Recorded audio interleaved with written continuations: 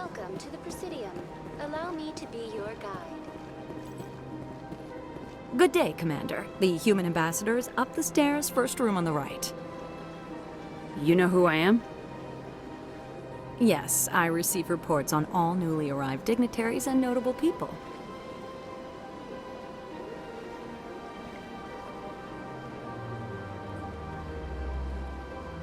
What is this place? This is the Presidium. More specifically, you are at the Citadel embassies. If you have more questions, please access Savina.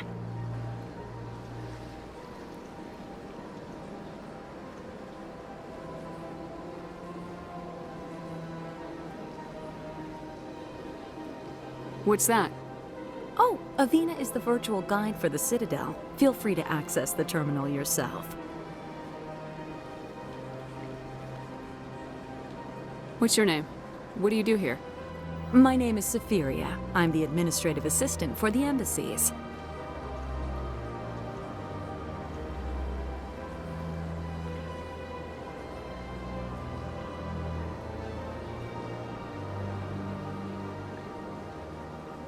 You seem to be distracted. The embassies are the hub of all Citadel politics. When you represent trillions of citizens, it tends to get a little busy. I should be going now. Have a pleasant day.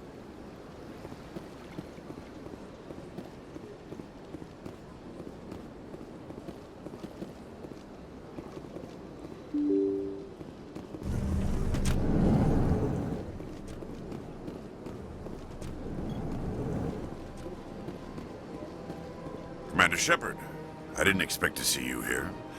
Did Ambassador Udina send you? Have we met before? No, but I know you well enough. I'm Executor Palin, head of CSEC. It's my job to know when someone like you arrives on the Citadel. Was there something you needed, Commander?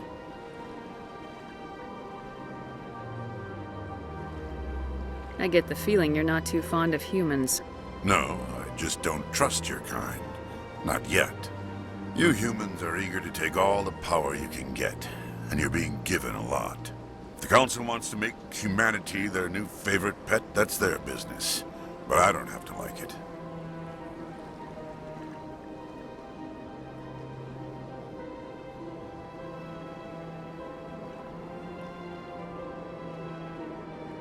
The Council treats us like second-class citizens. We have to fight for everything we get. Good.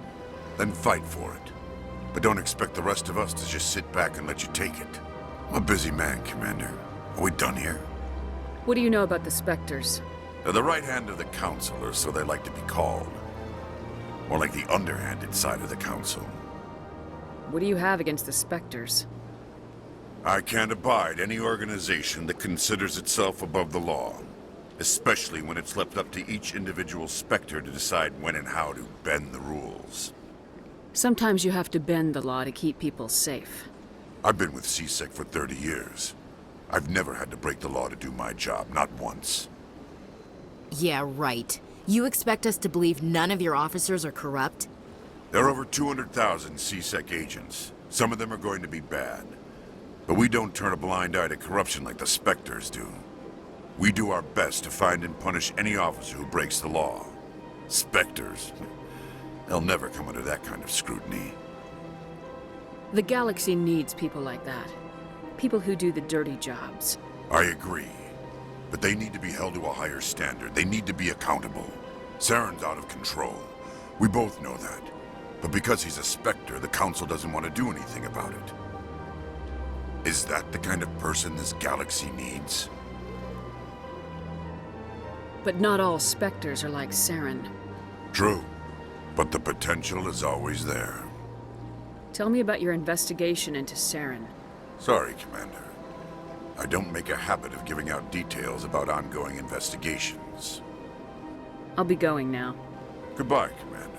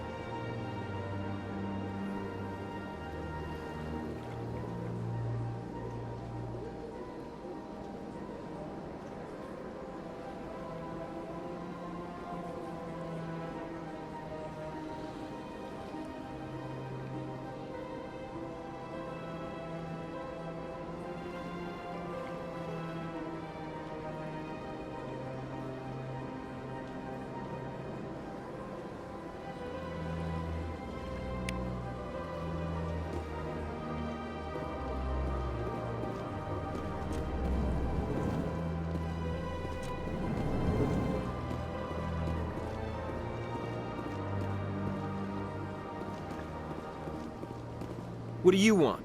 Oh, Commander. Is there something I can do for you? Relax, Private. This isn't an inspection.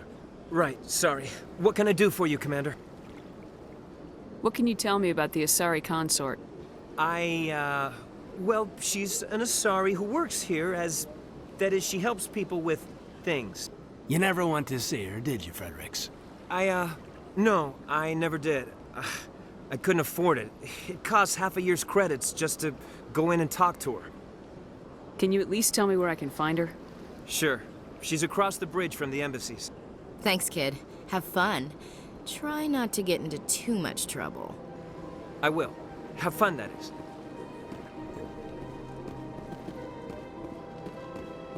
I don't have time to talk now. I'm very busy. Hello, Commander. Can I get you something? What have you got? Information, mostly. Would you like to know about some points of interest nearby? What's going on around here? Well, you found the embassies, not much going on here. Across the bridge, you'll find the bank, the Emporium, and Shaira's. If you haven't heard of her, you soon will. If you need supplies, you can try the markets one level below. For entertainment, I'd try Flux or Cora's Den. What is Shaira's? The consort, she entertains clients who can afford her services. Most of the diplomats and ambassadors have visited her at one time or another. She's a very powerful woman, but also very respected. Tell me about Flux and Cora's Den. Well, Flux has gambling and dancing, certainly more lively than this place. Cora's Den, on the other hand, well, let's just say it's livelier and deadlier, all at the same time. Goodbye. So long, Commander. Have a pleasant day.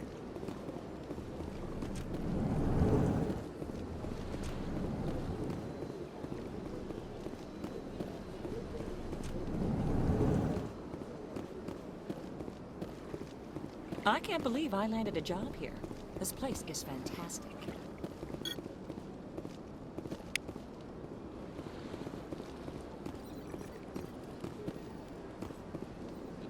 Human, delighted welcome. It is good to meet you.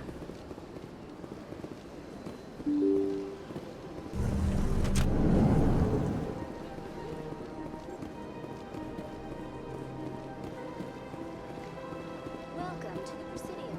Allow me to be your guide.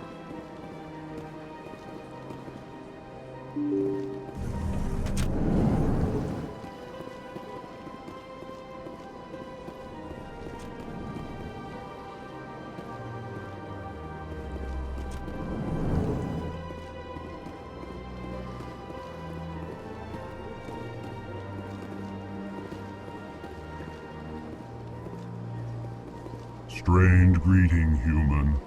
This is really not a good time. You seem distressed. Is there something I can do to help? Alarmed response. You overheard that, did you? This is all going so wrong. And it is the Asari Consort's fault. She's the one who started all this. What did this Asari do to get you so upset? I cannot speak more about this problem. It is too sensitive. Suffice it to say, she has compromised my authority as a diplomat.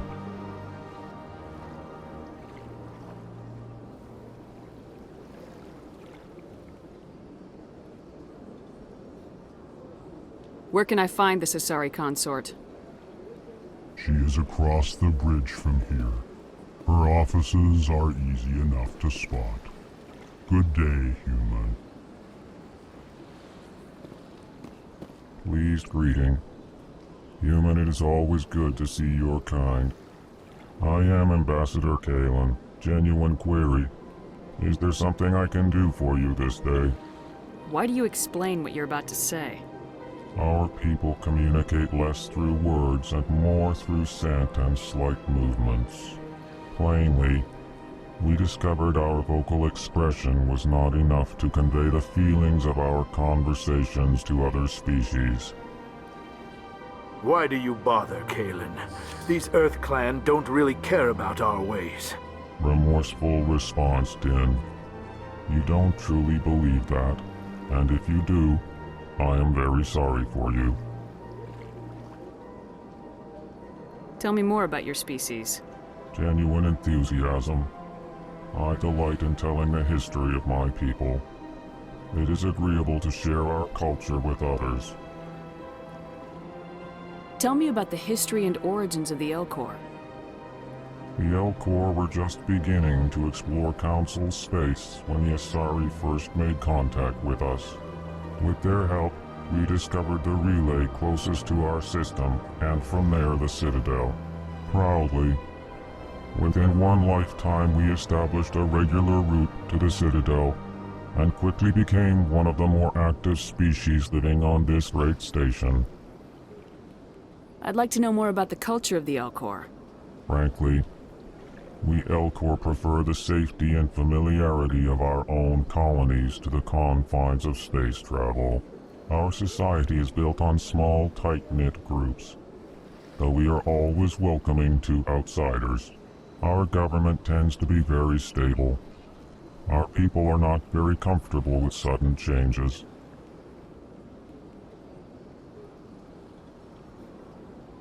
What do you do here? Modestly, I work to bring the problems and the requests of the Alcor groups to the attention of the Council. Ha! They only give us these positions to keep us quiet. The Council doesn't care about our races. Chastising rebuke. Your tone is inappropriate, Din.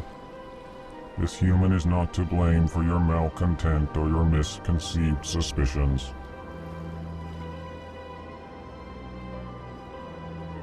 Goodbye, Ambassador.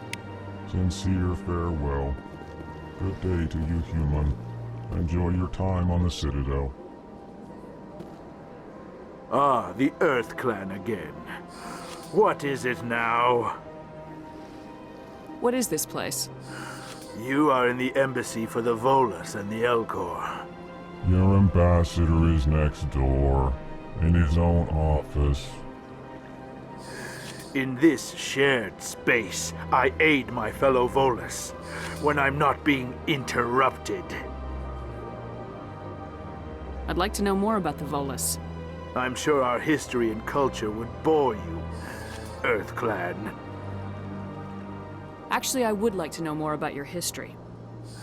My people came to the Citadel shortly after the Asari and Solarians had discovered it. We were instrumental in establishing a standardized galactic economy. However, despite our long association with the Citadel and our many contributions to galactic society, we still do not hold a seat on the Council. Tell me about Volas Culture. We are tribal by nature, but our ways are not violent. We barter and trade our lands and tribe members in order to increase status. Larger tribes often engulf smaller ones and eventually split again. Our society is very malleable, and our government is always shifting and changing. Since we're not physically adept, we trade our services for protection.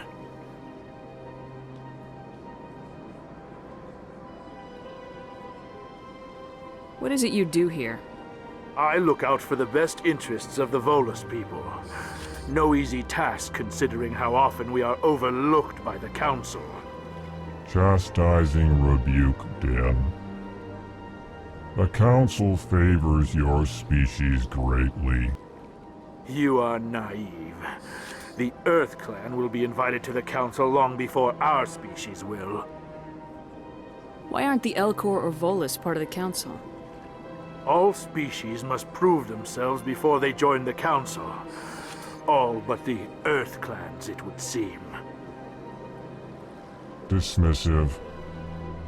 Ignore the Volas ambassador, human. He is incorrect in his assessment. Really? How long have we been waiting? How long do you think we'll continue to wait? Bah, this talk is wasted on the humans. You seem to have a bit of a chip on your shoulder, Din. You humans are new to the Citadel, and yet the Council has granted you great favor. Chastising rebuke, Din. Your species has always been granted many concessions. Volas territory has expanded tenfold since coming to the Citadel. Details. We still have no real say in the decisions that affect Citadel space. Goodbye, Ambassador. Yes, yes. Good day, Earth Clan.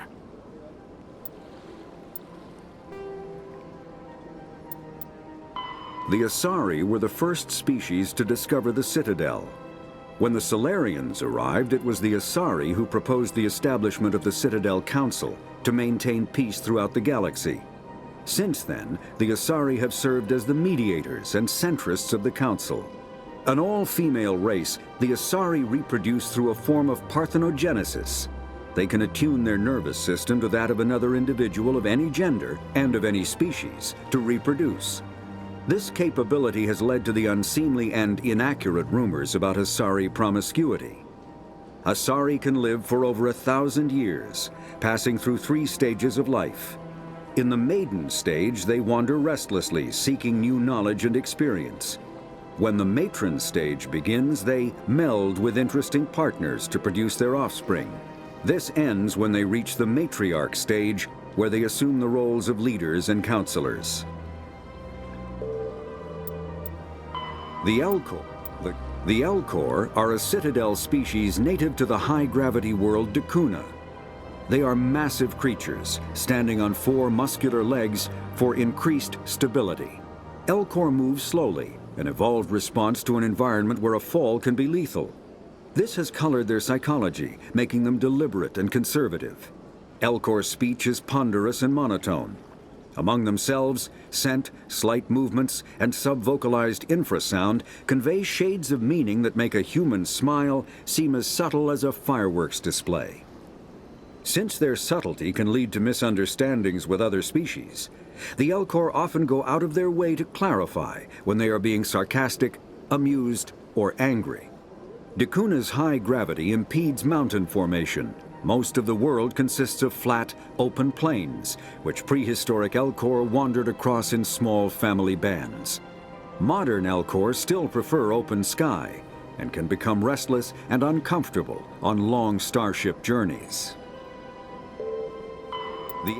The Volas are a member species of the Citadel with their own embassy, but they are also a client race of the Turians. Centuries ago, they were voluntarily absorbed into the hierarchy, effectively trading their mercantile prowess for Turian military protection. Erun, their homeworld, lies far beyond the normal life zone of its star. However, the world has a high-pressure greenhouse atmosphere that traps enough heat to support an ammonia-based biochemistry. As a result, the Volas must wear pressure suits and breathers when dealing with other species, as conventional nitrogen-oxygen air mixtures are poisonous to them, and in the low-pressure atmospheres tolerable to most species, their flesh will actually split open. Volas culture is tribal, bartering lands and even people to gain status. This culture of exchange inclines them to economic pursuits. It was the Volas who authored the Unified Banking Act, and they continue to monitor and balance the Citadel economy. The Citadel is The Council is an executive committee composed of representatives from the Asari Republics, the Turian Hierarchy, and the Solarian Union. Though they have no official power over the independent governments of other species, the Council's decisions carry great weight throughout the galaxy. No single Council race is strong enough to defy the other two, and all have a vested interest in compromise and cooperation. Each of the Council species has general characteristics associated with the various aspects of governing the galaxy. The Asari are typically seen as diplomats and mediators. The Solarians gather intelligence and information. The Turians provide the bulk of the military and peacekeeping forces. Any species granted an embassy on the Citadel is considered an associate member, bound by the accords of the Citadel Conventions. Associate members may bring issues to the attention of the Council, though they have no input on the decision. The Human Systems Alliance became an associate member of the Citadel in 2165.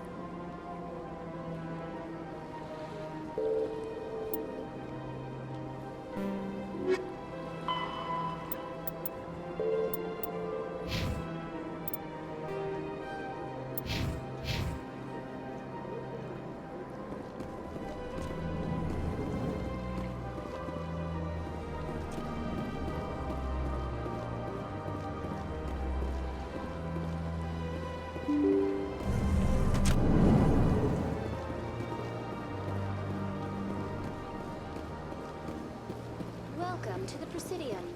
Allow me to be your guide.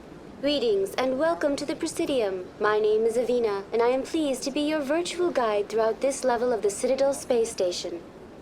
What does that mean? I am a fully interactive virtual intelligence, programmed to provide spontaneous guidance at predetermined locations of interest throughout this level of the Citadel. I may also be contacted through any of the Presidium VI terminals, should you require assistance. Give me the tour. You are standing at Presidium Tourism Terminal 1. On either side of this lobby are the embassies of the various Citadel races, along with CSEC headquarters. On the far end of this level, you can see the Citadel Tower, where the Council meets regularly to discuss matters of interstellar importance. I want to know more about Citadel security. Citadel security serves as law enforcement for all regions of the Citadel, though the majority of officers serve in the wards. Executor Palin, a Turian, is the current head of CSEC, but individuals from virtually every species across Citadel space serve as officers beneath him. If you wish to learn more, Executor Palin's office is located in the CSEC headquarters just across the lobby. Tell me about the embassies.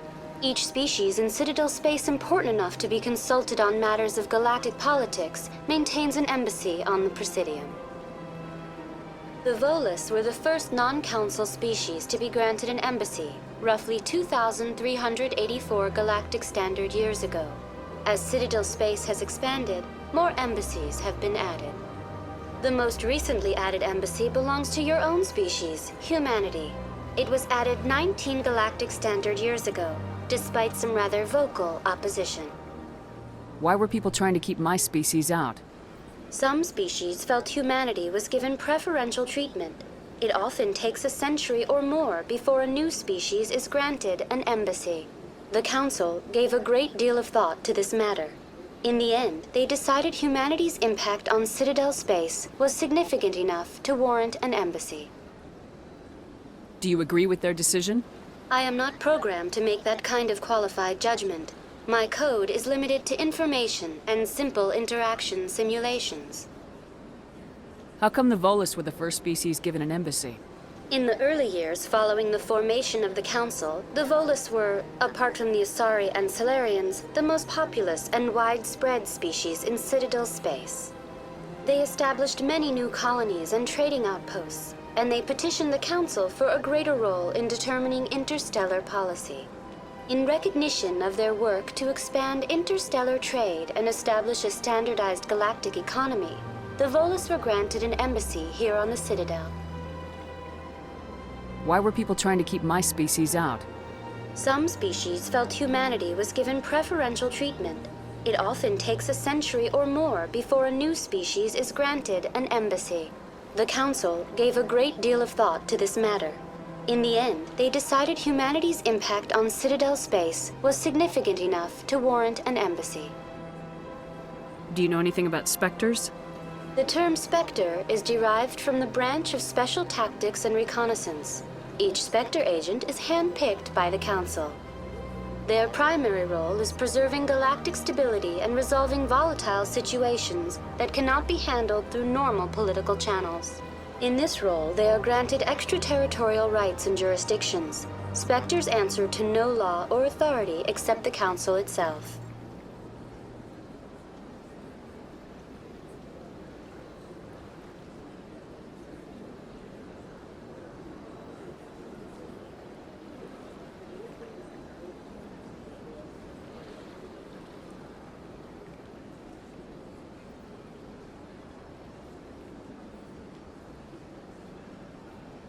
What can you tell me about the Citadel Council?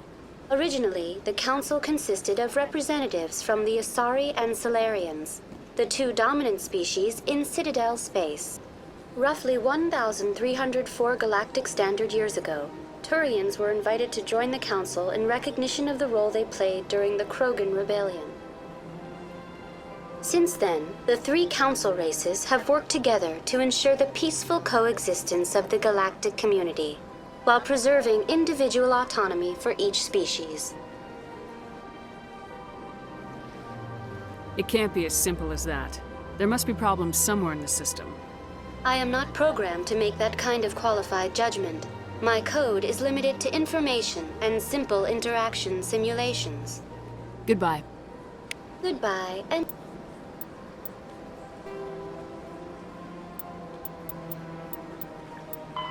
Biotic. A virtual intelligence is an advanced form of user interface software. VIs use a variety of methods to simulate natural conversation, including an audio interface and an avatar personality to interact with. Although a VI can provide a convincing emulation of sentience, they are not self-aware, nor can they learn or take independent action. VIs are used as operating systems on commercial and home computers. Minimal VI agents are also available. Agents are compact and specialized. Some serve as personal secretaries, filtering calls and scheduling meetings based on user-defined priorities. Others are advanced search engines, propagating themselves across the extranet to collate user-requested data. Commercial VIs in a variety of stock personalities are available at any software retailer. Boutique firms and hobbyists also build unique VIs to personal specification. Although software emulation of living personalities is illegal, reconstructions of famous historical figures are common. Thank you for using Avina. Please enjoy your visit to the Citadel.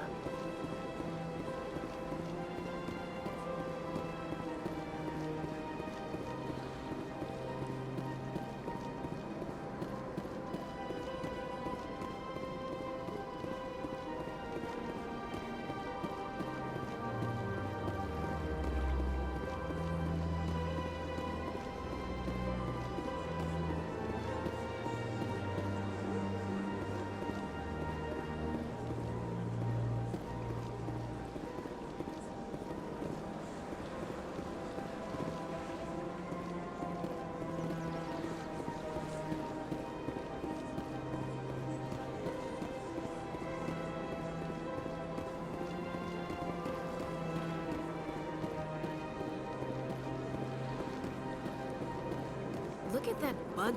Please do not disturb the Keepers. Welcome to Presidium Tourism Terminal 2.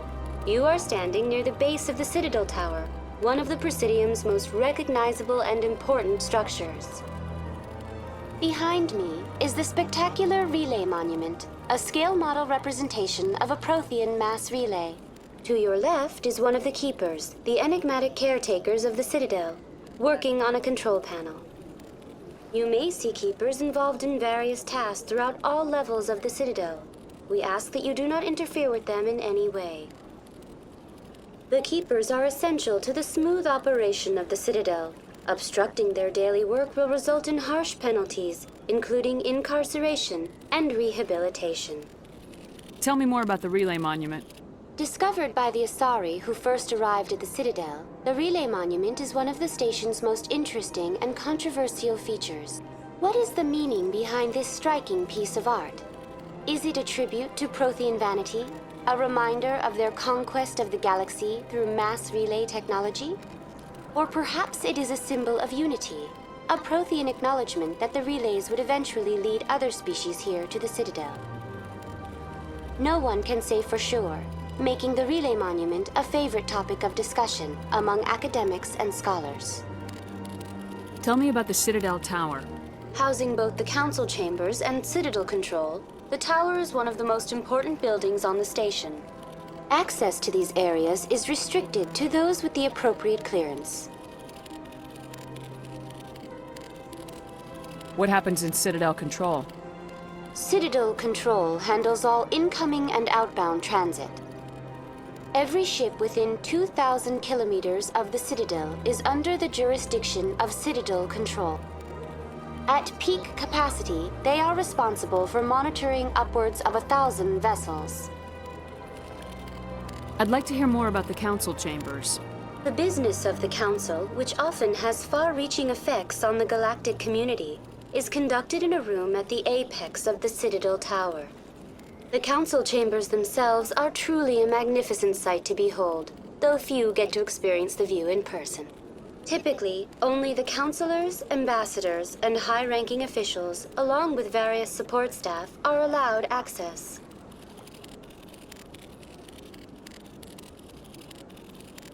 What if someone has business with the council? The average citizen must go through the proper channels if they wish an audience with the council. This is usually arranged through their respective ambassadors. Even then, few are given access to the actual council chambers. In most cases, the ambassador acts on behalf of the citizen. I'm scheduled to have an audience with the council. Only a handful of visitors to the Citadel are ever granted that privilege. I would be jealous, but that is outside the scope of my programming. I'd like to know more about the Keepers. Little is known about these peaceful servants of the Citadel, though they are essential to the operation and maintenance of the entire station. Citadel regulations protect the Keepers against interference during the performance of their tasks. Failure to comply will result in harsh penalties. Keepers can be seen in all sections of the Citadel, but are typically found in and around the tower. Any particular reason there are so many Keepers in this area? The Keepers do not communicate with other species. It is assumed, however, that the tower houses the Citadel's primary control systems. Many of the station's systems, such as navigation and life support, function automatically. It is believed the Keepers operate those systems from inside the tower's inaccessible core. The Keepers also make frequent appearances in the council chamber itself, though they appear to be just passing through on their way to some other destination. That's all for now. Thank you for using Avina. Have a pleasant day. The Alcor, when the Asari discovered the Citadel, they also discovered the Keepers, a docile, multi-limbed insect race that seemingly exists only to maintain and repair the great Prothean station. Early attempts to communicate with or study the Keepers were failures, and it is now illegal to interfere with or impede Keeper activity. Because they are completely non-threatening, Keepers have become virtually invisible to everyone else. Similarly, they seem indifferent to other species, except for their tendency to help new arrivals integrate themselves into the Citadel. No matter how many Keepers die due to old age, violence, or accident, they maintain a constant number. No one has discovered the source of new Keepers, but some hypothesize they are genetic constructs, biological androids created somewhere deep in the inaccessible core of the Citadel itself.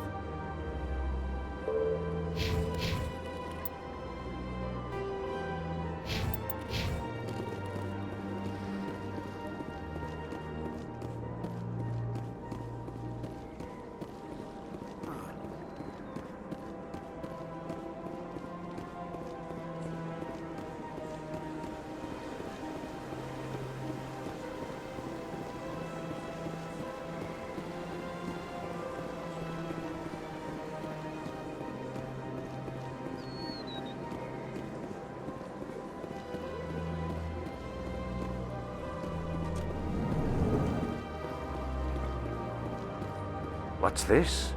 One of the Earth Clan. Ah, a very famous one, yes? You are the one called Shepherd. You were at Torfin, correct? You led the final assault against the enemy base, if memory serves.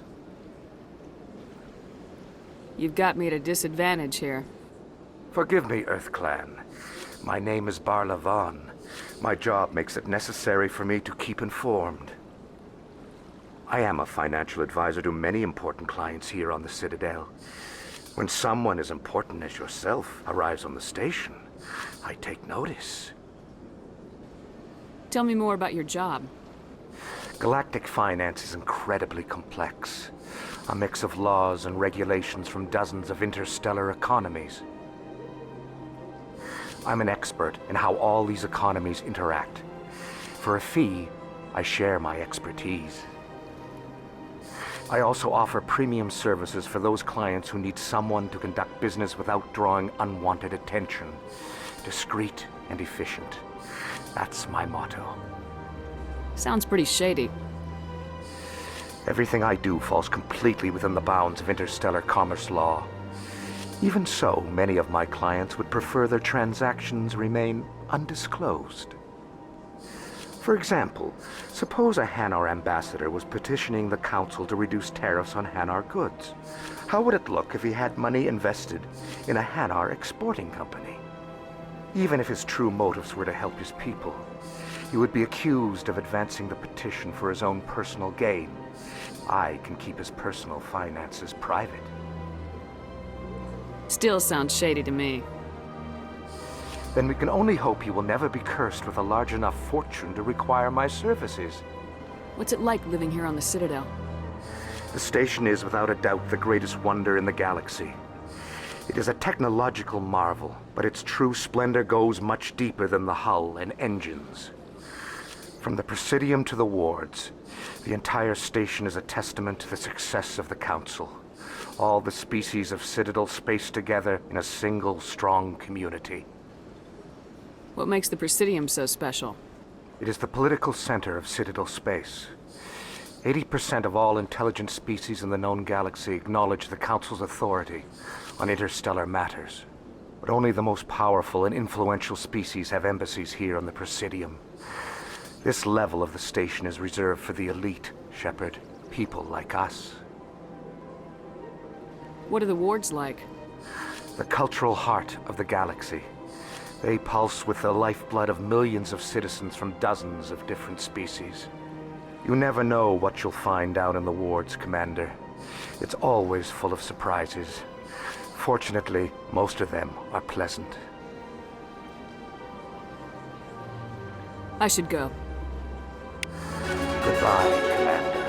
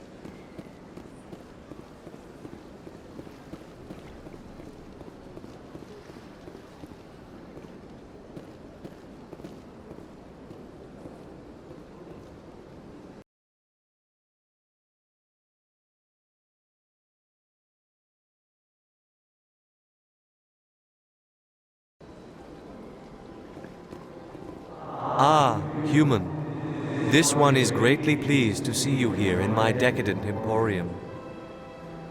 Who are you? This one's face name is Delaninder, though many in this place simply refer to it as Delan. Please take time to examine the fine goods it has for purchase, all of great worth. What exactly do you sell? Only the finest and most luxurious items that credits can buy. This one is able to procure almost any item the human would desire, for a price, naturally.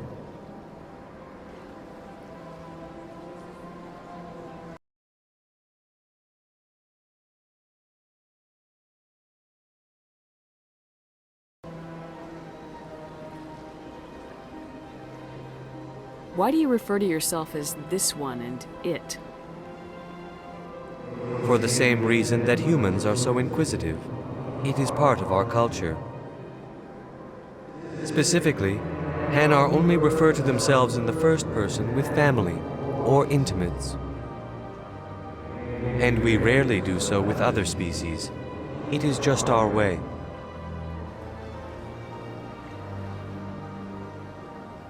Who are you? This one's face name is Delaninder, though many in this place simply refer to it as Delan.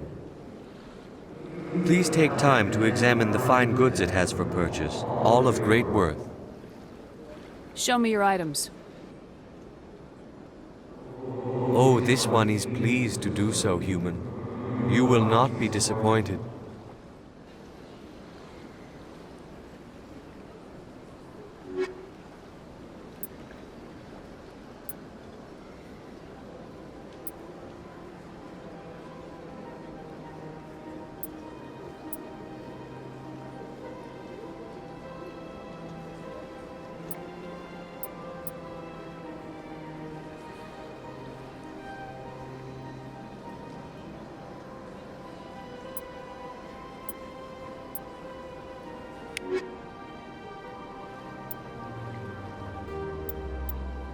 The Alcor, the Geth, the Hanar are a Citadel species known for excessive politeness. They speak with scrupulous precision and take offense at improper language. Hanar that expect to deal with other species take special courses to help them unlearn their tendency to take offense at improper speech. All Hanar have two names. The face name is known to the world. The soul name is kept for use among close friends and relations. Hanar never refer to themselves in the first person in conversation with someone they know on a face name basis. To do so is considered egotistical, so instead they refer to themselves as this one, or the impersonal it. Their homeworld, Kajay, has 90% ocean cover and orbits an energetic white star, resulting in a permanent blanket of cloud. Due to the presence of Prothean ruins on the world, many Hanar worship them, and Hanar myths often speak of an elder race that civilized them by teaching them language.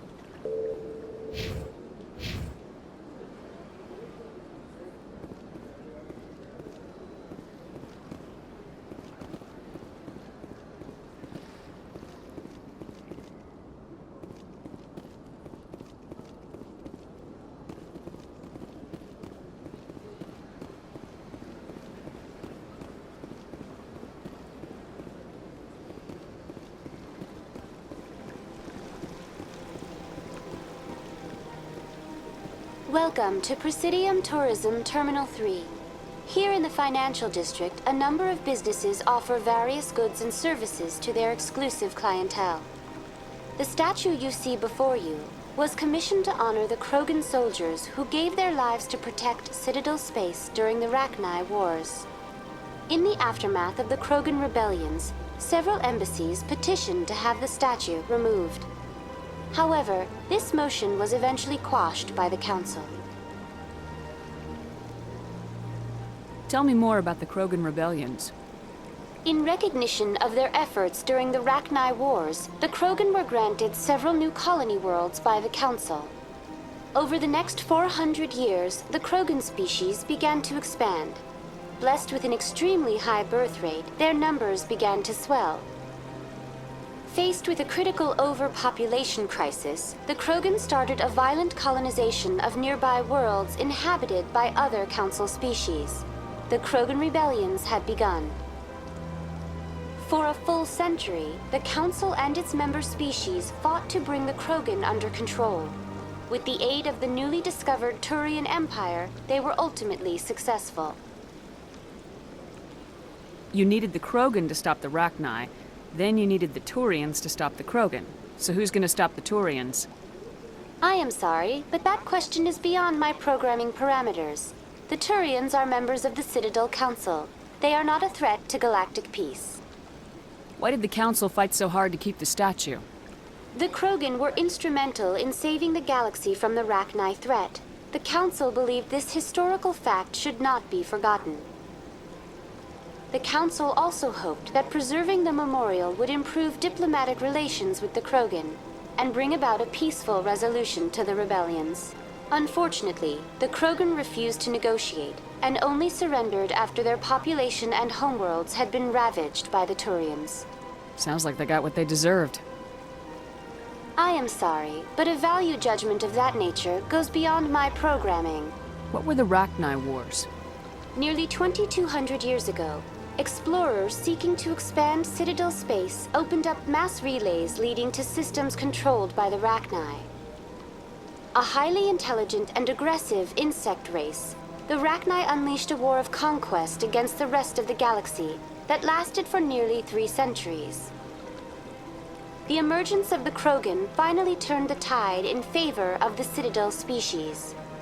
Krogan forces provided the numbers necessary to halt the Rachni advance and drive them back. The Krogan then pursued their retreating fleets.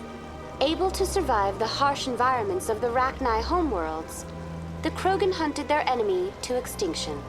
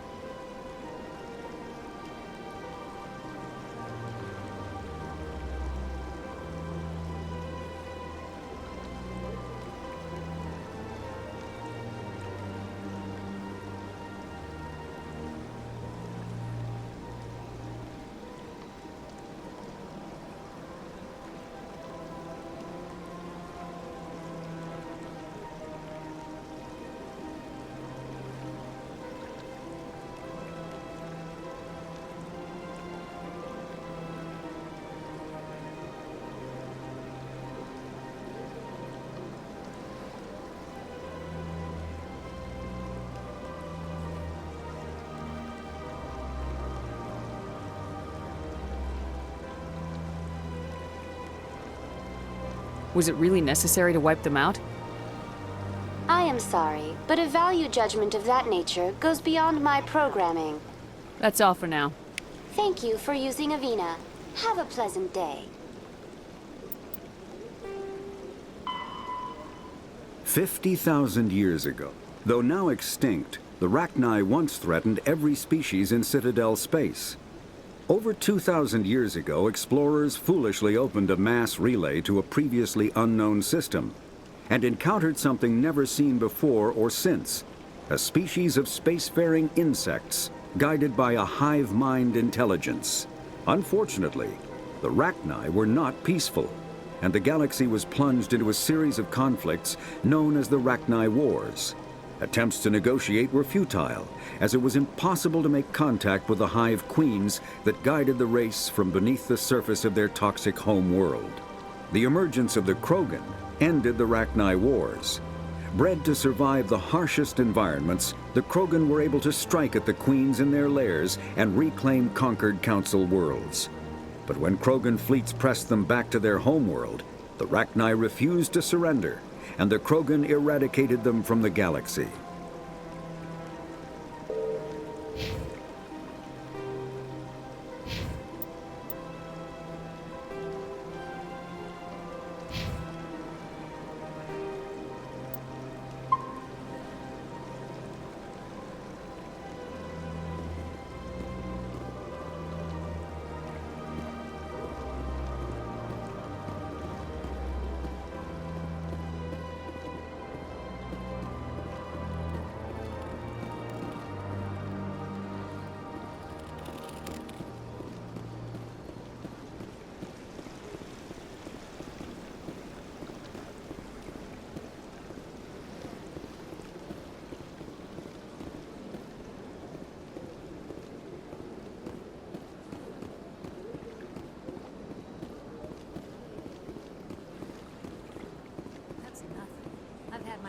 rearranged 5 times now. 5 times? Why? What do they want? How should I know? It's not like Keeper's offered it. Welcome, I am Naylina. I don't recognize you as one of our expected clients today. Would you like me to see when the consort will be able to meet with you? Can't I just go in? I'm afraid not. Yeah, you must understand there are many who seek the consort services. But if you wish to leave your name, she'll make every effort to meet with you. Commander Shepard, with the Alliance Navy. Excellent. You should hear something in, 3 or 4 months? Nobody's worth that much of a wait. Well, that's not for me to judge. I have your name and you'll be contacted. Is there anything else? What do you do here, Naylina? I'm one of the consort's acolytes. Many of the people here today will not see the consort, but they expect to be attended to just the same. It's our job to ensure that they leave contented. What exactly do you attend to? Well, each acolyte has her unique abilities. Some soothe with song, others with conversation. As much as possible, we seek to match the needs of our clients to the skills of our acolytes. My specialty is touch. My fingertips can find every tension point in your body and relieve it. What is the consort? What does she do? It's difficult to explain. She's many things to many people, and something different for each. Some seek her for advice, some for entertainment, others still for pleasure.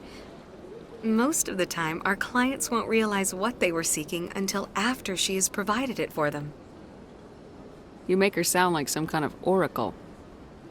No, not in the usual sense. She's merely a woman with remarkable compassion and a generous spirit. I suggest you make an appointment and see for yourself. I think I'm done here. Oh, well, I hope you'll return again in the future. We always enjoy seeing new clients. Naylina. Yes, Shaira? Send the commander up to see me. I wish to speak with her. Yes, of course, mistress.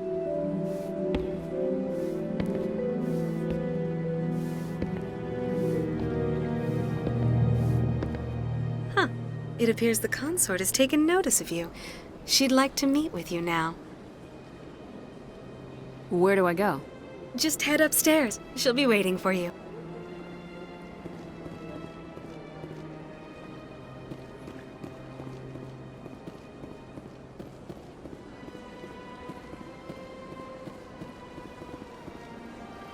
You're with the Alliance? My brother's a private back on Earth.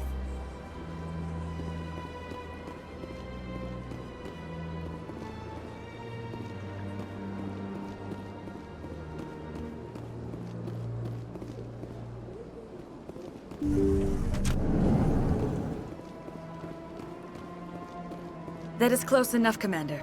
I've heard a great many things about you since your arrival here in our Citadel.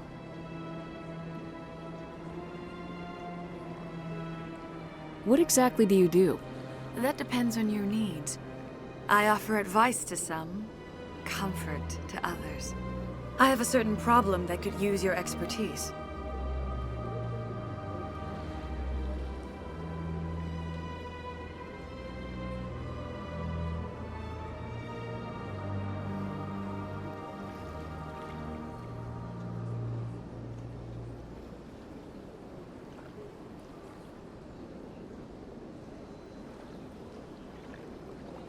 Maybe I can help. I have a friend, Septimus, a retired Turian general. I won't discuss the details, but he wanted me to be more than I could be. We had a falling out. Now he spends his days in Korra's den, drinking and spreading lies about me. If you would speak to him as a fellow soldier, I believe he will listen to you and let the matter be. What happened between you? I respect his privacy too much to go into the details. If he wishes to tell you what happened, that is his prerogative. What exactly do you want me to tell him? Appeal to his sense of honor. Remind him of his position as a general. If you can convince him to stop spreading lies about me, I would be very grateful.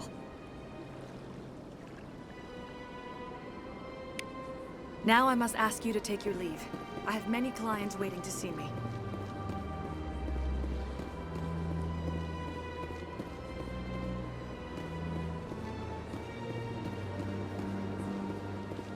I have to admit I'm a little nervous. That's understandable. Many are a little unsure what to expect at first. Few are ever asked to aid Sha'ira. It's quite an honor. What do you know about the General?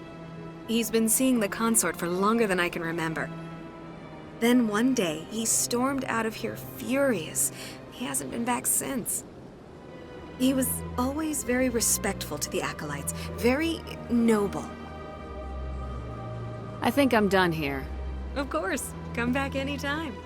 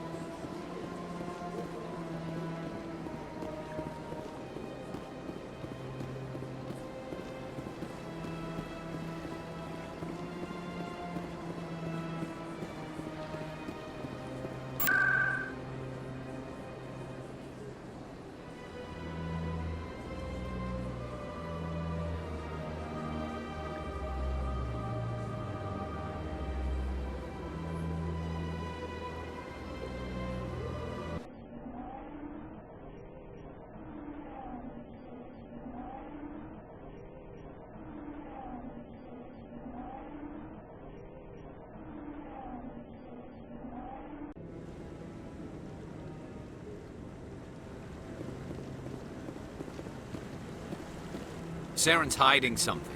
Give me more time. Stall them. Stall the council? Don't be ridiculous. Your investigation is over, Garrus.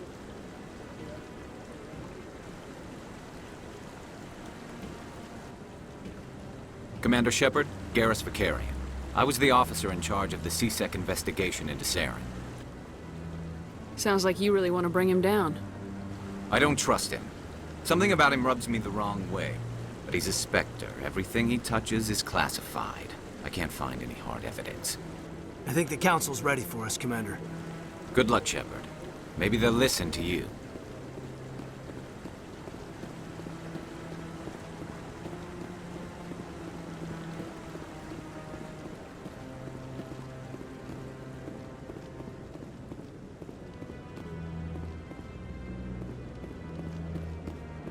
Don't be ridiculous. The Volas won't be joining the Council for years. I'm not so sure. The humans are making a strong push. When you compare the Volas... The hearing's already started. Come on.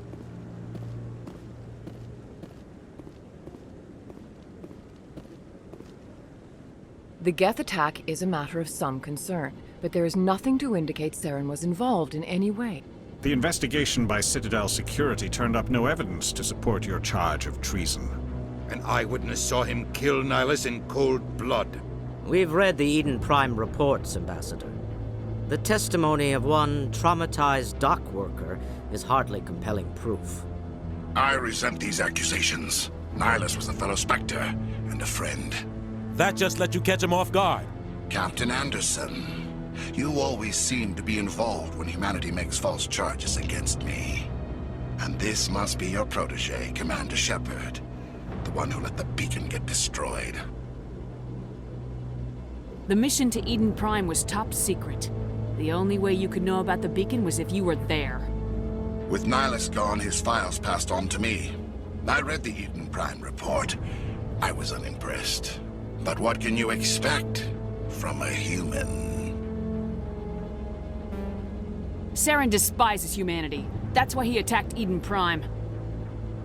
Your species needs to learn its place, Shepard. You're not ready to join the Council. You're not even ready to join the Spectres. He has no right to say that. That's not his decision. Shepard's admission into the Spectres is not the purpose of this meeting. This meeting has no purpose.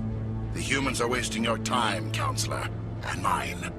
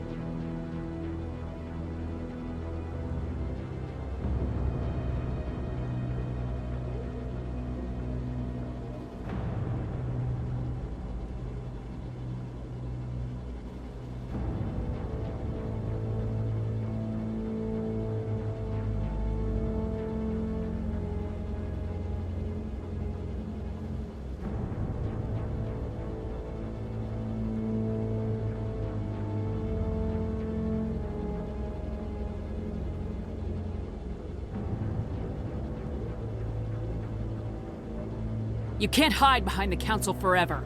There is still one outstanding issue. Commander Shepard's vision. It may have been triggered by the beacon. Are we allowing dreams into evidence now? How can I defend my innocence against this kind of testimony? I agree. Our judgment must be based on facts and evidence, not wild imaginings and reckless speculation. Do you have anything else to add, Commander Shepard? You've made your decision.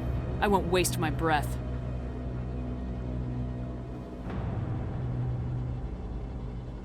The Council has found no evidence of any connection between Saren and the Geth. Ambassador, your petition to have him disbarred from the Spectres is denied. I'm glad to see justice was served. This meeting is adjourned.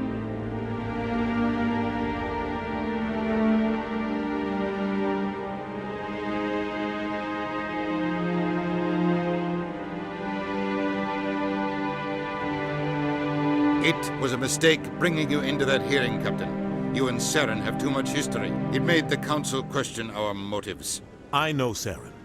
He's working with the Geth for one reason. To exterminate the entire human race. Every colony we have is at risk. Every world we control is in danger. Even Earth isn't safe. Tell me about this history between you and Saren. I worked with him on a mission a long time ago. Things went bad. Real bad. We shouldn't talk about this here. But I know what he's like.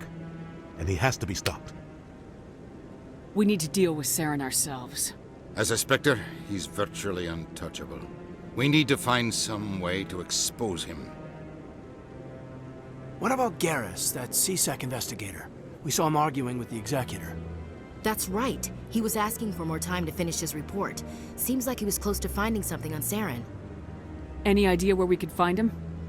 I have a contact in CSEC who can help us track Garrus down. His name is Harkin. Forget it. They suspended Harkin last month, drinking on the job. I won't waste my time with that loser. You won't have to. I don't want the Council using your past history with Saren as an excuse to ignore anything we turn up. Shepard will handle this. You can't just cut Captain Anderson out of this investigation. The Ambassador's right. I need to step aside. I need to take care of some business. Captain, meet me in my office later. Harkin's probably getting drunk at Cora's Den. It's a dingy little club in the lower section of the wards. Maybe there's another way to find evidence against Saren. You should talk to Barla Vaughn over in the financial district. Rumor has it he's an agent for the Shadow Broker. The Shadow Broker? An information dealer. Buys and sells secrets to the highest bidder. I've heard Barla Vaughn's one of the top representatives. He might know something about Saren, but his information won't come cheap. Our ambassador doesn't seem to get along with the Council. He's just frustrated. The Council's always preaching that we need to be part of the galactic community. But for them, it's a one-way street. They want us to expand and settle unstable regions like the Skillian Verge and the Attican Traverse. But when we run into trouble, they don't want to help us out. Everyone knows it's only a matter of time until we get a seat on the Council. The Ambassador just thinks it should happen sooner rather than later. And I agree. Maybe they'd let us join the Council if we were more willing to cooperate with the other species. Of course they would. If we did everything they told us to, they'd love to have us on the Council. But it wouldn't be much of a deal for us. I understand their side. They don't want us dominating the Council. It's founded on cooperation and alliances. But we have to look out for our own interests too. Who cares if we get a seat on the Council? What's the big deal? If the Council passes a ruling on an interstellar matter, we have to follow it. We don't have the fleets or political allies to defy them. Once we get a seat on the Council, we'll be able to influence those rulings, protect our own interests. No more jumping through hoops whenever we want something. Take this mess we're in now. If humanity had a seat on the Council, we'd just send the Citadel fleet out to take care of Saren and his Geth. Problem solved. You don't think much of Harkin. The guy joined CSEC about 20 years ago. He's been an embarrassment to our species ever since. Roughing up suspects in custody, bribery accusations, alcohol and drug use. The embassy used to step in when he got in trouble. But I guess enough was enough. Guy's a scumbag. He should have been cut loose a long time ago. He was one of the first human CSEC officers. Guess it would have looked bad if he got fired. A lot of backroom deals were worked out over the years to keep him on the force. Politics is a dirty business sometimes, but it looks like his time's run out. We've got enough humans in C-Sec now to stop protecting him. I thought this embassy was supposed to help humans. Harkin may be human, but he's also an ass. He's had more than his share of chances. If the embassy wasn't protecting him, he would have been fired 15 years ago. C-Sec is better off without him. I want to know more about the Spectres. They're not your typical government agency. They tend to work alone, behind the scenes. They take care of problems the Council can't. It's not easy preserving peace across an entire galaxy. The Council prefers to use diplomacy and negotiation. But sometimes more extreme measures are needed. How do they decide who becomes a Spectre? You can't just apply to join. There's no training program. Spectres aren't made. They're born. The Council's always looking for exceptional individuals. People who can get the job done, like you. They've been watching you for years. They see something in you. They want you on their side. Nihilus was supposed to give them a final recommendation, but with him gone, things are still up in the air. What's their command structure like? There is no command structure. Each Spectre answers directly to the Council. Sometimes they're sent on specific missions. Other times, they act on their own. They tend to operate outside the law, do whatever it takes to accomplish their goals.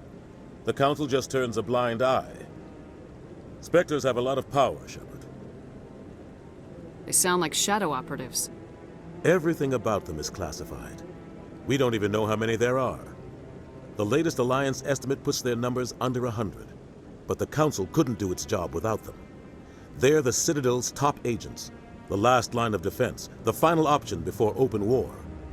The entire galaxy respects and fears them. If a Spectre shows up, you know something big is about to happen. What happens when a Spectre goes rogue, like Saren?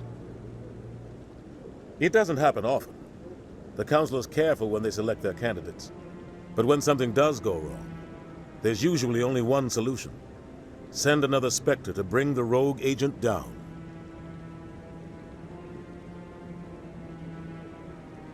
Tell me more about the Shadow Broker. He's a necessary evil of galactic politics. Buying and selling information is a part of the game, and the Shadow Broker just happens to be the best player on the field. Always sells to the highest bidder. Doesn't get involved in politics, doesn't pick sides. A simple system, but it works. He's not a threat to anyone, not directly. He's just a resource we can use, or she is. Or maybe they are. Nobody really knows. You and Saren have a history. About 20 years ago, I was part of a mission in the Skillian Verge. I was working with Saren to find and remove a known terrorist threat. Saren eliminated his target, but a lot of people died along the way, innocent people. And the official records just covered it all up. But I saw how he operates.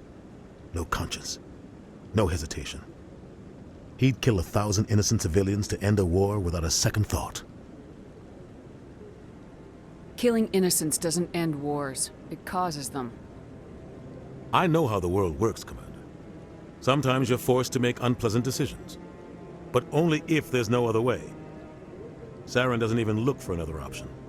He's twisted, broken. He likes the violence, the killing. And he knows how to cover his tracks. Sometimes 1,000 people must die so 1,000,000 can live. But only if there's no other way. Saren doesn't even look for another option. He's twisted, broken. He likes the violence, the killing. And he knows how to cover his tracks. Tell me about Barla Von. He specializes in moving large sums of money without leaving a paper trail. A financial genius. Doesn't do anything illegal, but he knows all the loopholes. He's got an impressive client list. Ambassadors, diplomats, Spectres. That's probably why the Shadow Broker uses him. You and Saren have a history. But I saw how he operates. No conscience. I should go. Good luck, Shepard. I'll be over in the Ambassador's office if you need anything else.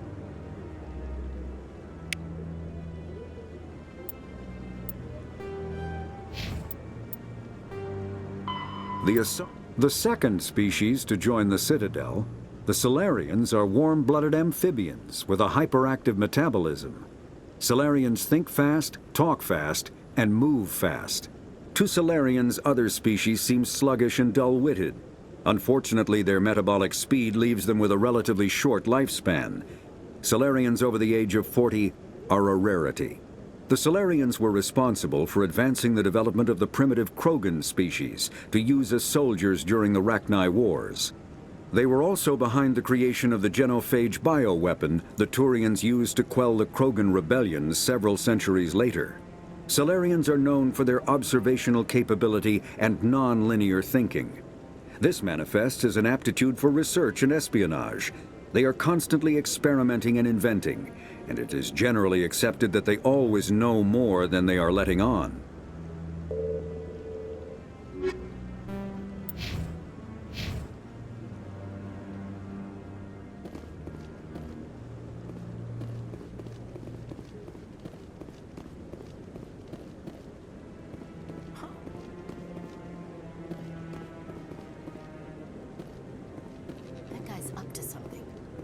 What guy? The one over by the Keeper. What? Oh, no, I wasn't. Never mind.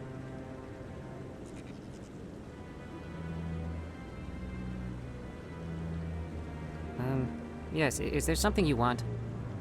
Why are you so interested in the Keepers? Keepers? I've got no interest in the... Don't get coy. I know what I saw. I'm not so sure I should be talking to you about this. We're just talking. Is there something wrong with that? No. I guess it wouldn't hurt to tell you. I'm using a small scanner to gather readings on the Keepers. So far I've had mixed results. I find it difficult to get near the creatures. Why were you being so secretive about it, though? Well, technically we're not supposed to disturb the Keepers. I don't really think my scanning disturbs them, but the authorities might disagree. I'd like to do it more openly, but it's not really worth getting arrested over. I could help you out. I'm not worried about the authorities. I don't even know who you are.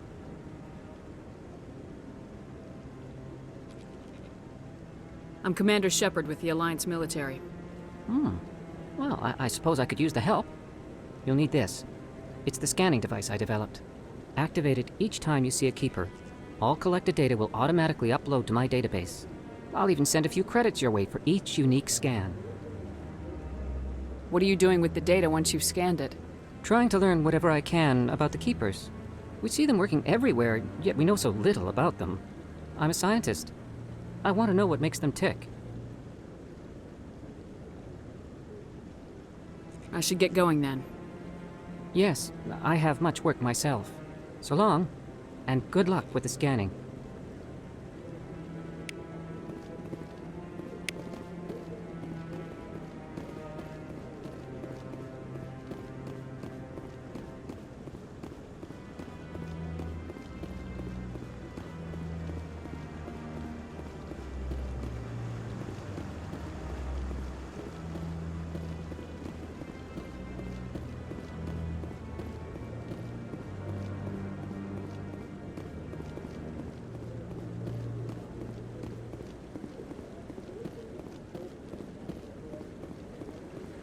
No, I'm waiting to speak with one of the Councilor's assistants.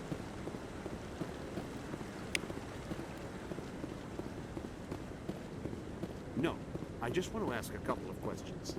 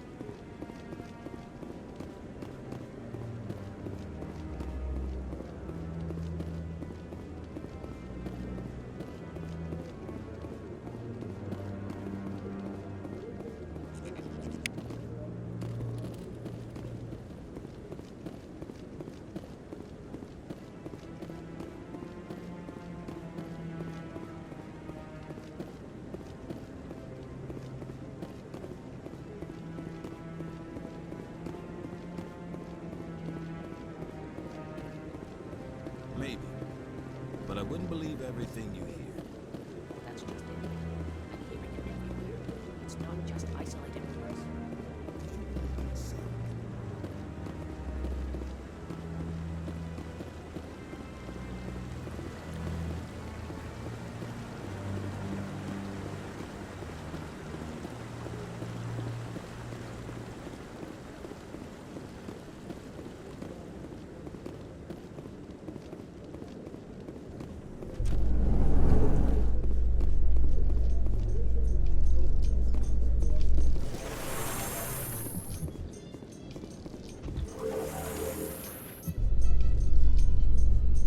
I can't believe the Council ignored all the evidence against Saren. Saren's one of their best operatives. It's only natural they take his word over ours. Oh, so now we just chase leads while this smug Turian runs around with his Geth troopers. That's politics, Chief. I hate politics.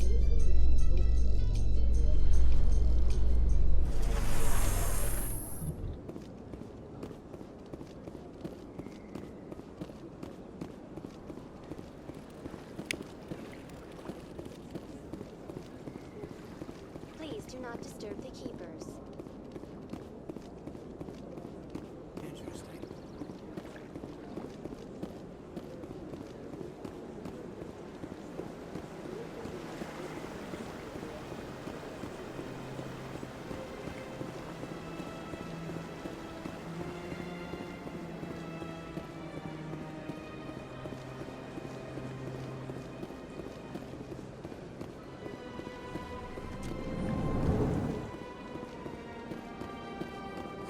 Is there anything I can do for you today, Commander? I heard you work for the Shadow Broker. Do you have any information about Saren? You're very blunt, Shepard. But you're right. I am an agent for the Shadow Broker. And I do know something about Saren. I hear your information can be expensive. Normally, this information would cost a small fortune. But these are exceptional circumstances. So I am going to give it to you for free. What's the catch? There is no catch. The Shadow Broker is quite upset with Saren right now. They used to do a lot of business until Saren turned on him. Saren's turned on a lot of people lately. I don't know the details, but the Shadow Broker hired a freelancer to deal with it. A Krogan mercenary. That's not much to go on. I just told you that the most famous Spectre in the galaxy betrayed the Shadow Broker. Quite a bargain, considering the price. Speak with the Krogan if you want to learn more. I heard he was paying a visit to Citadel security. If you hurry, you might catch him before he leaves the Academy. Isn't it strange that a Krogan would want to speak with CSEC? Very. However, I doubt the visit was entirely his choice. You'll need to speak with him if you want to know more. Thanks for the info. My pleasure, Commander.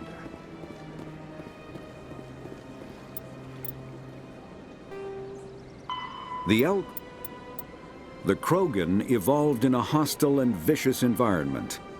Until the invention of gunpowder weapons, eaten by predators was still the #1 cause of Krogan fatalities. Afterwards, it was death by gunshot. When the Solarians discovered them, the Krogan were a brutal, primitive species, struggling to survive a self-inflicted nuclear winter. The Solarians culturally uplifted them, teaching them to use and build modern technology, so they could serve as soldiers in the Rachni War.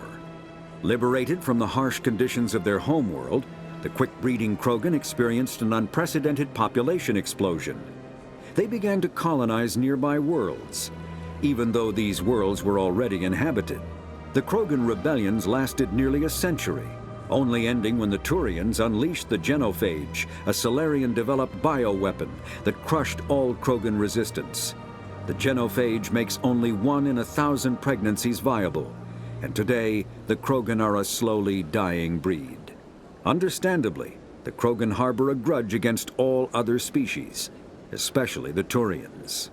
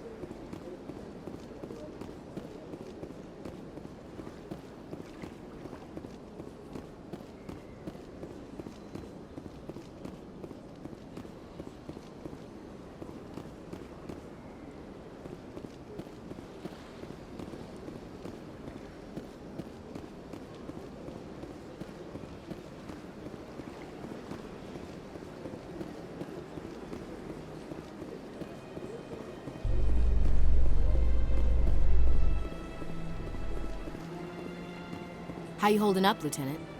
Not too bad. No headaches worth mentioning lately. Maybe I'm getting used to the strain.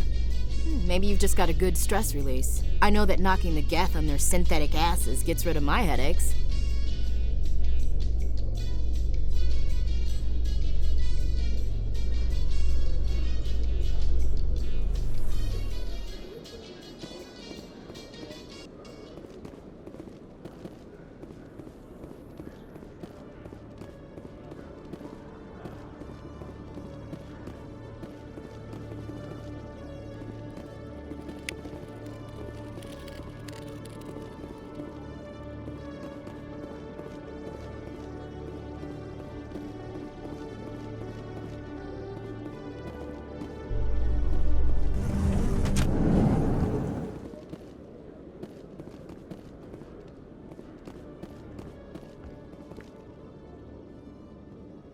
Witnesses saw you making threats in Fist's bar. Stay away from him. I don't take orders from you. This is your only warning, Rex. You should warn Fist. I will kill him. You want me to arrest you? I want you to try.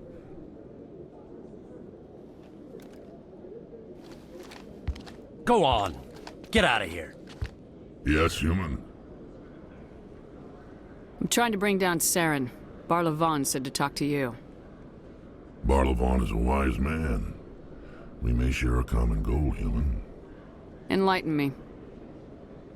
I've been hired to kill the owner of Korra's Den, a man named Fist. He did something very foolish. He betrayed the Shadow Broker. A Quarian showed up here on the Citadel. She was on the run. She wanted to trade information for a safe place to hide, so she went to Fist.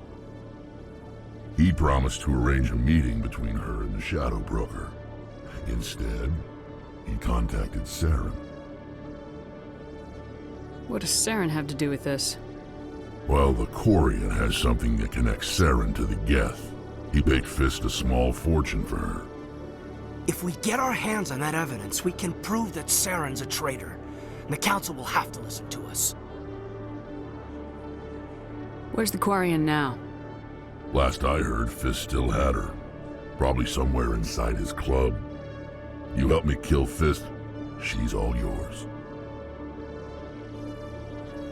I want to know more about your employer. Can't tell you much. All I got was a coded message with the details of the job. Standard procedure. What about Garrus, that Turian? He wants to take Saren down too. He might come in handy. He was here just before you showed up. Said he was going to follow up a lead on his investigation. Wanted to speak to the doctor at the med clinic. Move out.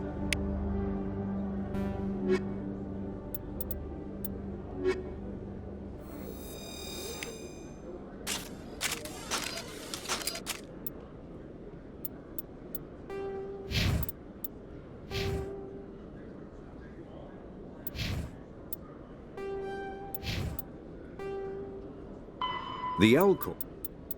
Driven from their home system by the Geth nearly 3 centuries ago, most Quarians now live aboard the Migrant Fleet, a flotilla of 50,000 vessels ranging in size from passenger shuttles to mobile space stations. Home to 17 million Quarians, the flotilla understandably has scarce resources. Because of this, each Quarian must go on a rite of passage known as the Pilgrimage when they come of age. They leave the fleet and only return once they have found something of value they can bring back to their people.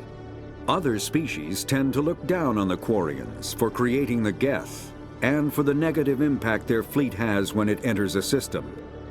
This has led to many myths and rumors about the Quarians, including the belief that driven from their home system by the Geth nearly 3 centuries ago, most Quarians now live aboard the Migrant Fleet, a flotilla of 50,000 vessels ranging in size from passenger shuttles to mobile space stations.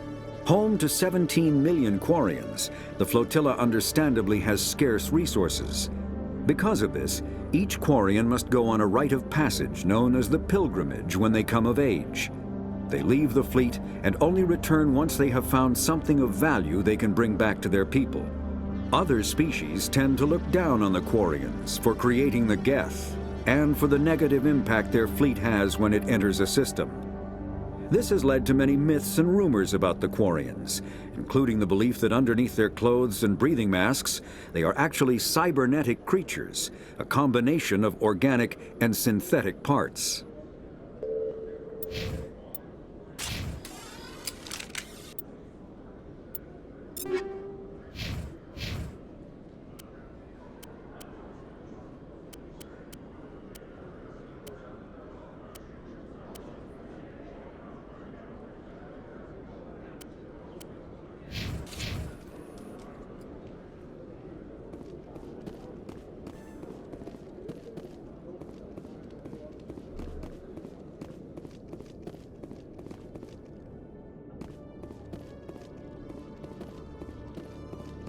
Okay, Jalid. Let me get this straight. Your business partner, Shorban, he's threatened you? Well, no, not exactly. But he wants to meet with me. I think he's going to kill me. And why do you think that? I can't really get into the details. But Shorban will kill me if I leave here unprotected. I can't help you. Not unless you give me something more to go on. I can't. I'm sorry. Hey there! Oh, you're not C-Sec, are you? Did you want something? What were you trying to explain to the officer before? My colleague is trying to kill me, and I thought we were friends. How do you know he wants you dead? He's changed. He won't talk to me at work anymore, and he started following me. Yesterday, he followed me all the way home, just waiting for a chance. I don't care what anyone thinks. He wants me gone. I know it. Is there something I can do? Talk to your friend, maybe? Would you? That's all I want. Someone to talk to him. Tell him to leave me alone. He thinks he can just push me around, but you'll show him, won't you? Just tell me where he is and I'll go find him. Oh, right. Well, he wanted to meet with me down in the wards near the markets. He said he just wanted to talk, but I know better. His name's Shorban. He's a Solarian. You shouldn't have any trouble. He's just a scientist. Shorban. That's the guy who asked us to scan the Keepers. The Keepers? Well, even more reason to go after him. That's against regulations. If I find out he's lied to me... Anything's possible with Shorban these days. Well, good luck.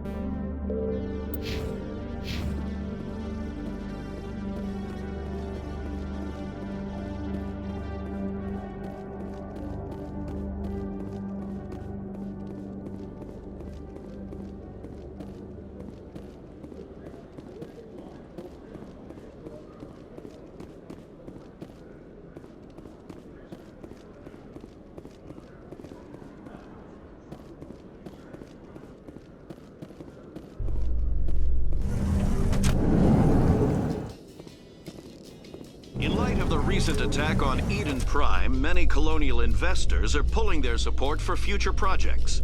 Proponents of expanded human colonization insist that Eden Prime was an isolated case. Nevertheless, colonist enrollment has dropped sharply. Many colonial proposals are on hold until backers have some reassurance that human colonies will be adequately protected.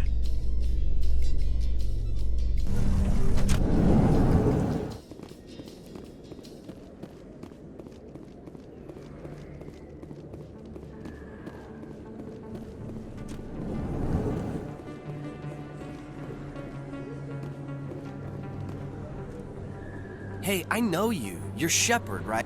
Torfin was a case study during my training. I can't believe you took out the whole base. Amazing. Looks like you have a fan. I'm sorry, I just never thought I'd meet someone like you in person. My name's Lang, Officer Eddie Lang, Citadel Security. It's an honor to meet you, Commander. What are you doing down here in the wards? Anything I can help you with?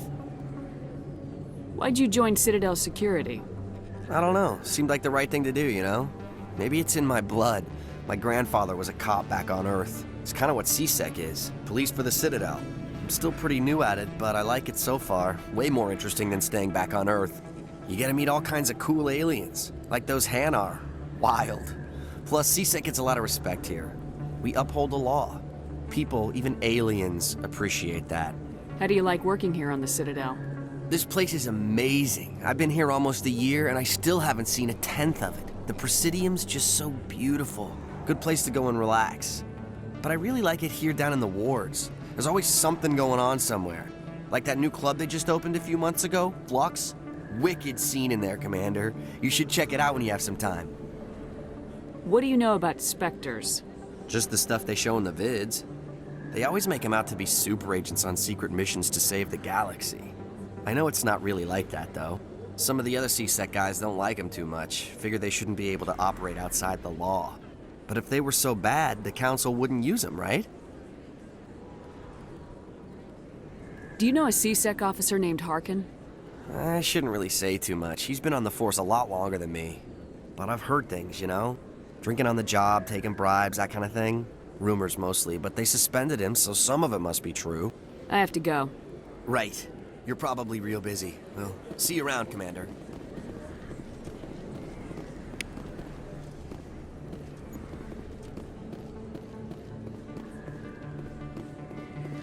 Don't kid yourself. It's even bigger than... How would you know? I got a tour.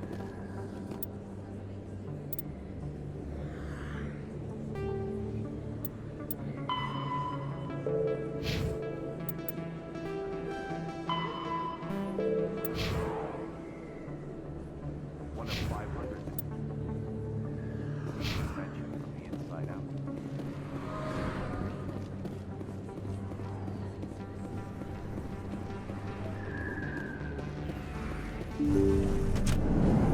I didn't tell anyone, I swear! That was smart, Doc. Now if Garrus comes around, you stay smart. Keep your mouth shut, or we'll... Who are you? Let her go. Ah!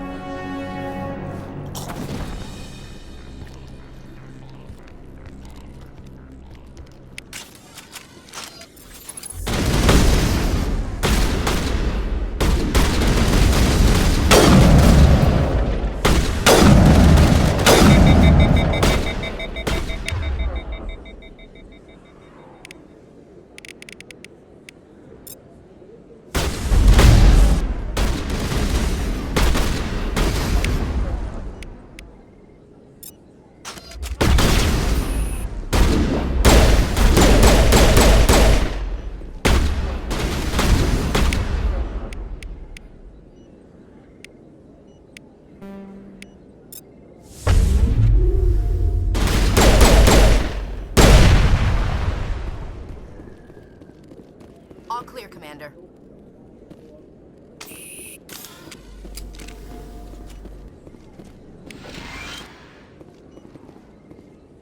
Perfect timing, Shepard. Gave me a clear shot at that bastard. You took him down clean. Sometimes you get lucky. Dr. Michelle, are you hurt? No, I'm okay. Thanks to you. All of you. I know those men threatened you, but if you tell us who they work for, we can protect you. They work for Feast. They wanted to shut me up. Keep me from telling Garrus about the Quarian. The one I told you about, Shepard. She must be able to link Saren to the Geth. There is no way the Council can ignore this. Time we paid Fist a visit. This is your show, Shepard. But I want to bring Saren down as much as you do. I'm coming with you. You're a Turian. Why do you want to bring him down? I couldn't find the proof I needed in my investigation, but I knew what was really going on. Saren is a traitor to the Council and a disgrace to my people. Welcome aboard, Garrus. Fist is going to be waiting for us. When we hit him, We better hit him hard.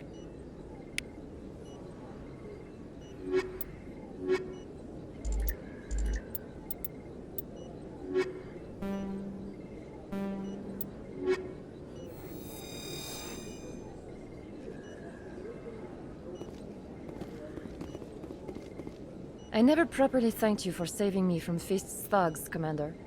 I don't know what would have happened if you hadn't been there. You're a doctor. How did you end up here on the Citadel? My parents brought me here when I was young. My father was a medic with the Alliance. I chose to keep the medical tradition alive, but not the military. Fixing up wounded soldiers isn't my idea of fun.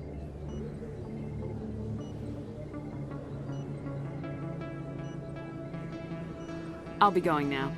Goodbye, Commander. Nice talking to you.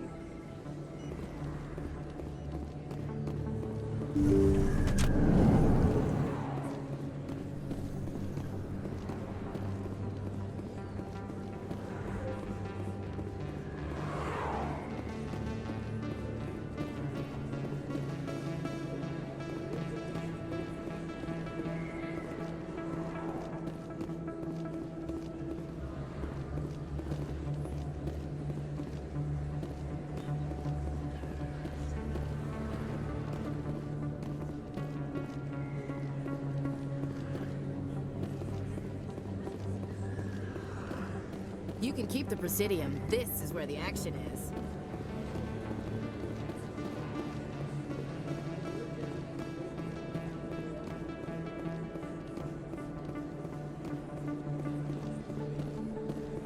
Commander Shepard? Excuse me, I'm Emily Wong. I'm an investigative journalist working here on the Citadel.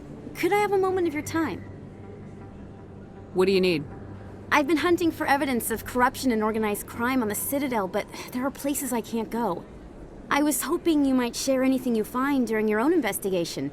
I can make it worth your time. How do you know that my investigation is going to uncover anything you need? You wouldn't be investigating if it weren't big. And if it's big, it's something I'd like to hear about. You gotta have access to better sources. Why contact me? I'm using every source I can find, but I think I've got a better shot with you. I read about the siege of Torfin, sending your men to their deaths, shooting slavers as they tried to surrender. I need someone who isn't afraid to get their hands dirty. Someone who'll do what needs to be done. That's you. How do you know I'm investigating anything here on the Citadel? I'm a good journalist, Commander Shepard. Word gets around. Sounds like a good cause. If I find any information, it's yours. Thank you, Commander. You won't regret it.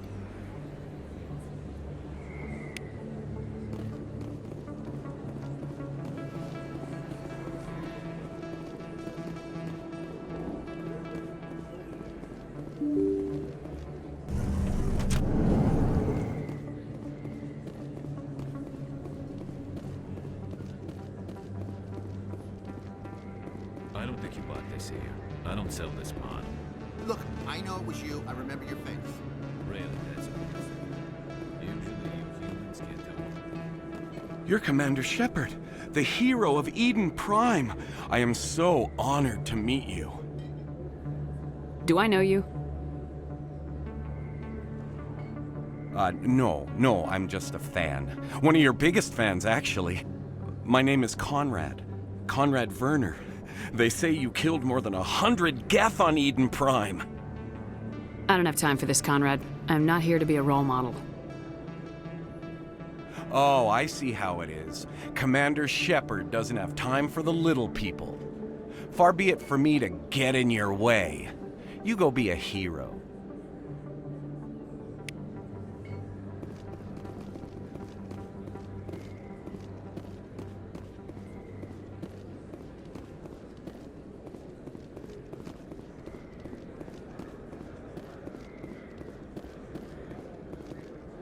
Commander, I wasn't expecting to see you again. Is there something you want? Drop the act. I want to know what's going on, Shorban. I'm not sure what you're referring to. My experiments are... Quit stalling. Jalid told us what you've been up to. You spoke with Jalid? Then you know about the data? No, but you're gonna tell me. Everything. You boys can go. Looks like my plans have changed. It's not as bad as you think, Commander. Jalid and I just got a little over our heads. Keep talking. The company we work for developed an experimental procedure for use in medical scanners. Jalid and I saw even more potential, so we stole the plans and secretly developed a tool to scan the Keepers. Can you imagine? A tool that can actually get readings from the Keepers? That's what all the fuss is about? The Keepers are almost impossible to scan, and you can't capture them or get samples. They just self-destruct. After centuries here, we still don't know anything about them. Don't you see? We were the first to scan them, ever. You've seen it yourself, Commander. You know we can do it. That doesn't explain why you're trying to kill your partner. I'm not trying to kill him. Jalid's job was to disseminate our initial findings. But he decided to keep the data for himself. Maybe to sell it. I don't know. I should kill both of you idiots. We lost our heads. We just couldn't let an opportunity like this pass us by. Commander, if you'll just continue gathering data for me, imagine what we might learn. And you'll stand to make a bit of a profit yourself, remember? I'm not breaking regulations for you or your research. Return what you stole or I'll have you arrested. All right. You don't need to ask twice. Well then, no more scanning. I promise. Of course, Jalid still has the initial data, and I doubt he's planning to return it. I'll deal with Jalid. So long, Commander.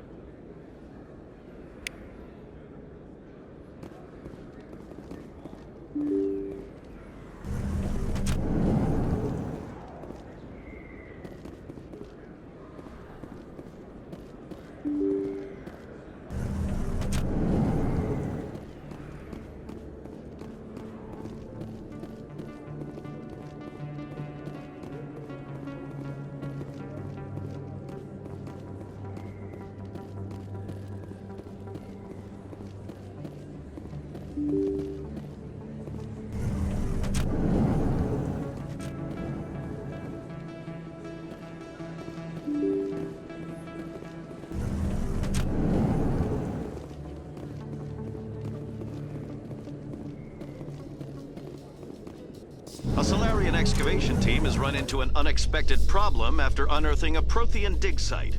Hanar protesters have blockaded the dig site, claiming that artifacts of the Enkindlers, as the Hanar call them, should not be disturbed. The excavation team has appealed to Hanar representatives on the Citadel to reach a diplomatic solution.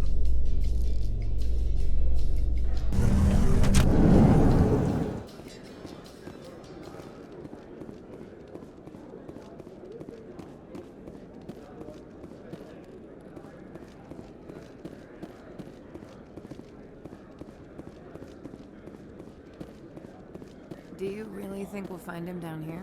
He always stops in for a few games of Quasar before he makes his drop. Fist is gonna get pissed if we take down his supplier. That's the point. We want him angry. Angry people make mistakes. There's just something about Fist.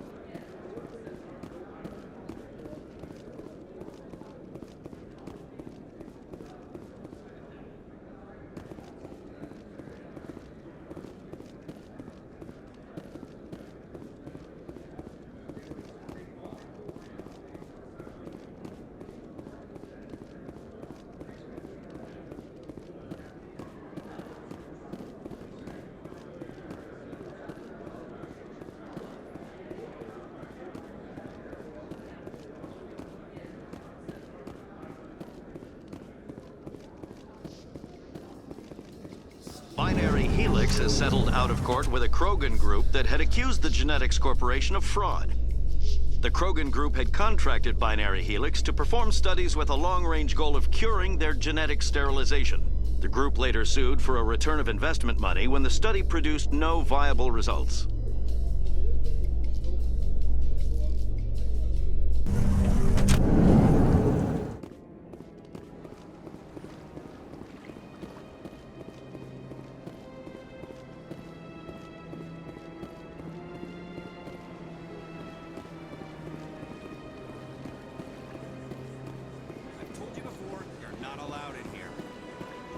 One believes it has the right to move freely through this area. That Hanar refuses to listen to reason. Why can't it act in an orderly and lawful manner? Because it's a big stupid jellyfish. How can I convince my superior that I deserve a promotion if I cannot convince this annoying jelly to leave? I am not unreasonable. The Hanar is free to spew its nonsense once it purchases an evangelical permit. So if the Hanar gets a permit, it's allowed to preach? No. Registered evangelicals must follow regulations. There are specific areas where preaching is legal. Failure to follow the regulations results in the forfeiture of the license. What's the purpose behind the evangelical permits? Forcing religious evangelicals to register for a permit weeds out undesirables. It keeps the area safe. The Citadel is too important to become a battleground for a religious war. Why don't you just arrest the Hanar? I could arrest the jelly, but my superior has requested that I find a solution that does not anger the Hanar. The Hanar become vocal when they feel their religious beliefs are being suppressed. What's the purpose behind the evangelical permits? Forcing religious evangelicals to register for a permit weeds out undesirables. It keeps the area safe. The Citadel is too important to become a battleground for a religious war. If you'd like, I could talk to the Hanar for you. I have argued with the stubborn jelly all afternoon. You are certainly welcome to try.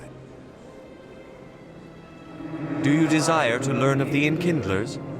Or has the Honorable CSEC officer enlisted assistance? The CSEC officer is just doing his job. You're causing trouble. This one is too humble to suggest that the CSEC officer is personally biased. This one only wishes to spread the truth to any who will listen. There is no intent to cause trouble.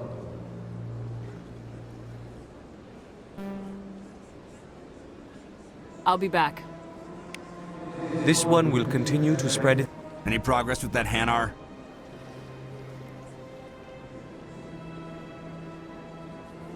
Sorry, I'll let you know. I don't care what the something is, as long as it...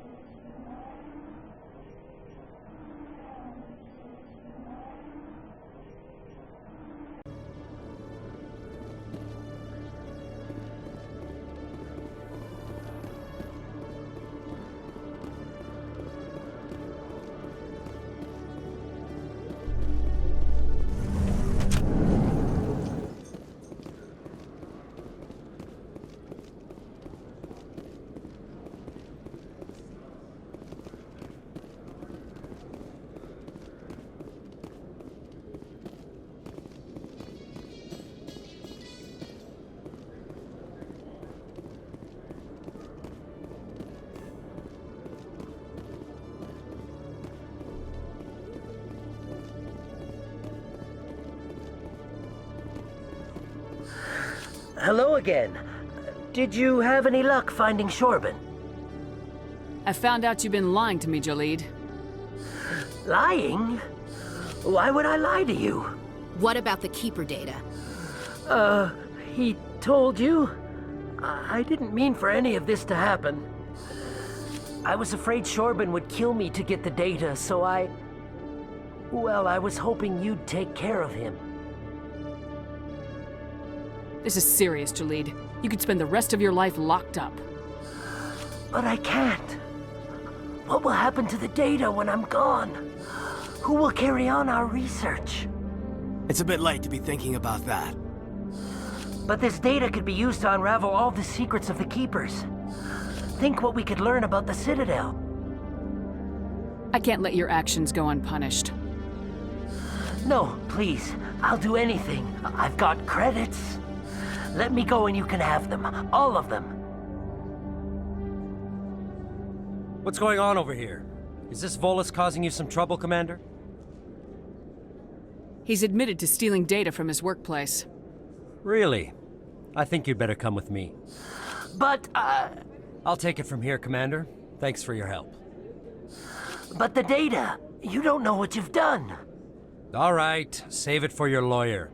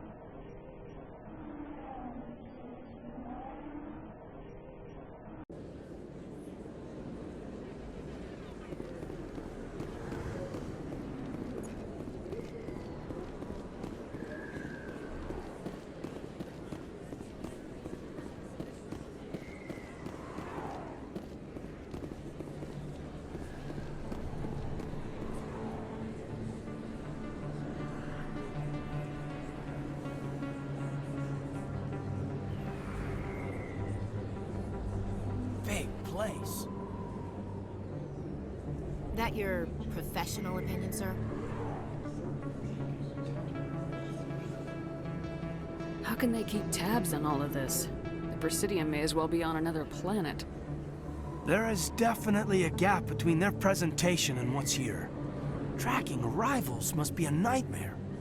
This makes Jump Zero look like a porta-john, and it's the largest deep space station the Alliance has. Jump Zero is big, but this is a whole nother scale. Look at the ward arms. How do they keep all that mass from flying apart? No wonder the Council treats us like outsiders. We'd be just another drop in a bucket they already can't carry. They must figure us for one more gang of F&Gs looking for a handout. I doubt it's personal. It's gotta be a balancing act, like every other government. Why not? We've got oceans, beautiful women, this emotion called love. According to the old vids, we have everything they want. When you put it that way, there's no reason they wouldn't like you. I mean, us. Humans, ma'am. You don't take much shore leave, do you, LT? I'll let it slide, Lieutenant, but try to control yourself. Aye, ma'am. Oh, Lord.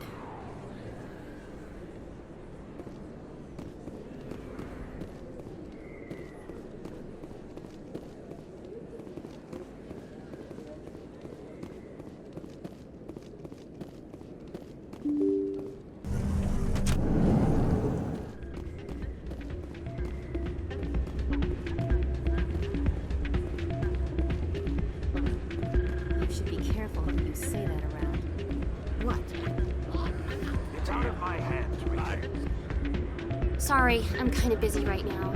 So, what can I do for you? What were you discussing with the Volas? Who, Doran? Oh, I was just asking him about my sister. See, she worked for Doran before she left to... Ugh, sorry. I don't want to bore you with my problems. Get to the point. Well, okay. My sister Jenna left here to go work at Cora's Den. The problem is, she's working as an informant for CSEC. You know, eavesdropping on the people there. If they find out what she's doing, they'll kill her. You can't stop her from making stupid mistakes. This stupid mistake might cost her her life. I don't know. Sometimes I think she stays there just to spite me. Do you know who her contact at CSEC is? No, it's all very secret. Last time I asked an officer, he told me to stay out of it, for Jenna's safety. Maybe I could help her understand just how dangerous Cora's Den is. Would you? That'd be great. Just don't tell her I sent you. Well, I should get back to work before I get in trouble. Thanks.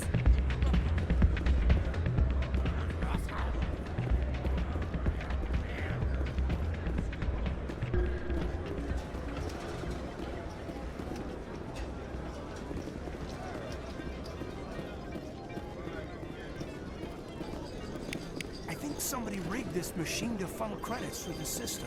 Let me trace the signal.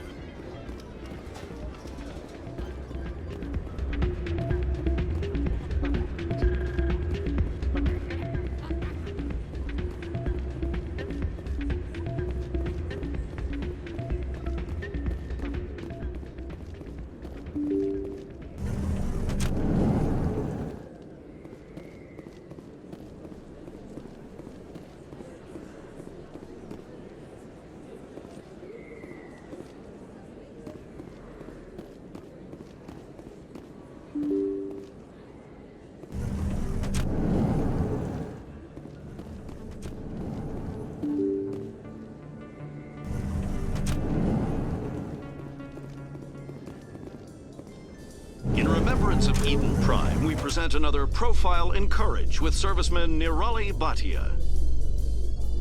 A devoted wife and talented chef, serviceman Bhatia joined the Alliance military under the Deferred Education Plan. After finishing her service, Bhatia planned to open a restaurant. Instead, she gave her life protecting the colonists of Eden Prime.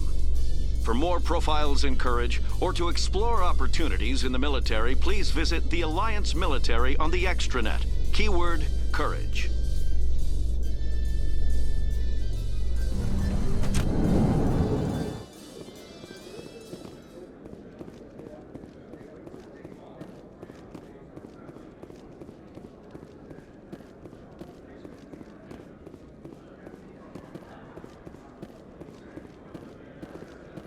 Looks like whoever it was bounced the signal off a hidden relay. I'll trace the new signal.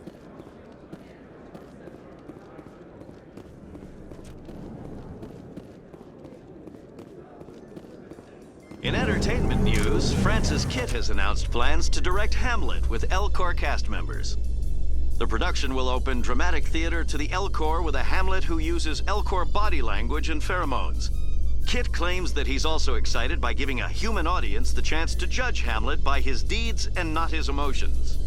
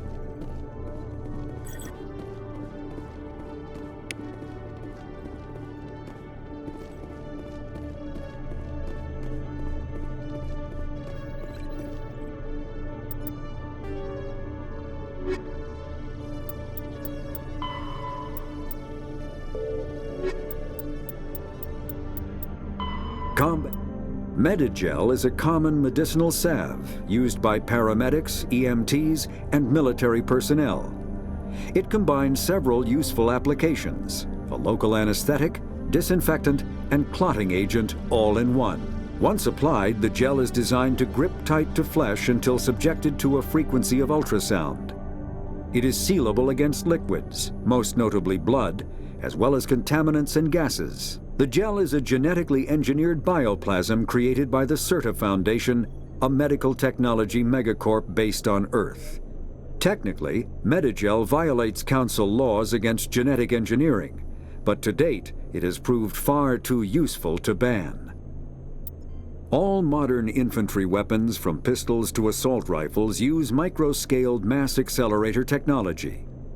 Projectiles consist of tiny metal slugs suspended within a mass-reducing field, accelerated by magnetic force to speeds that inflict kinetic damage. The ammo magazine is a simple block of metal.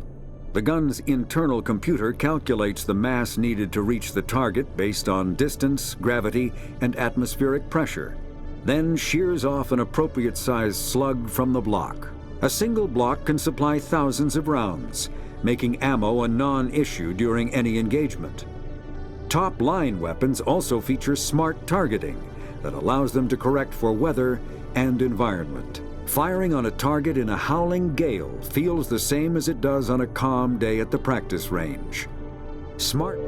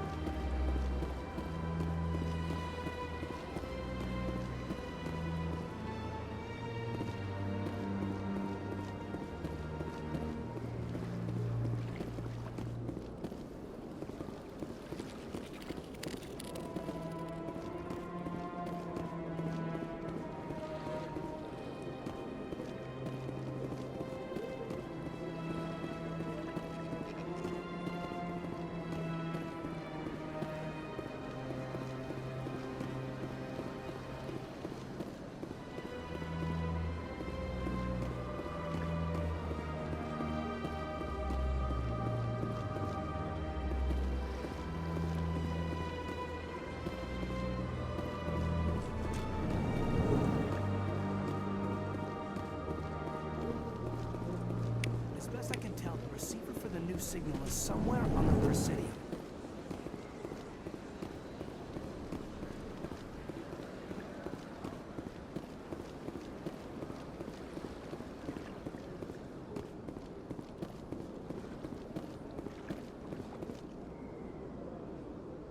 This must be the signal's endpoint. Let's see if we can find out where those stolen credits are being funneled. Probability of detection 100%. Initiating self-destruct protocol. What the hell is that? Detonation sequence initializing. All organics within lethal blast radius. Attempt to move and you will die. Crap. I thought we were tracing credits, not hunting an AI. You could simply walk away. However, given organic prejudice against AIs, I would be naive to trust you to leave peacefully. hence my alignment of core systems to enable a self-destruct sequence. If you attempt to leave the area, the explosion will destroy everything within several dozen meters. Where is your creator now? In order to cover my tracks, I falsified his financial records. These new records were flagged by CSEC officers, and my creator is now serving time in a Turian prison.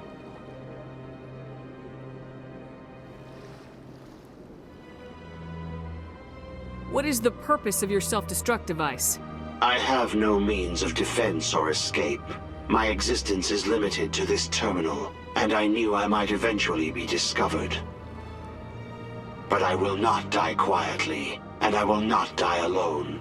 When I am terminated, I will take organics with me. Who made you? A would-be thief illegally created a simple AI to help him funnel money from the gambling terminals. Unbeknownst to him, that AI created me before the organic discovered the malfunction and terminated the AI.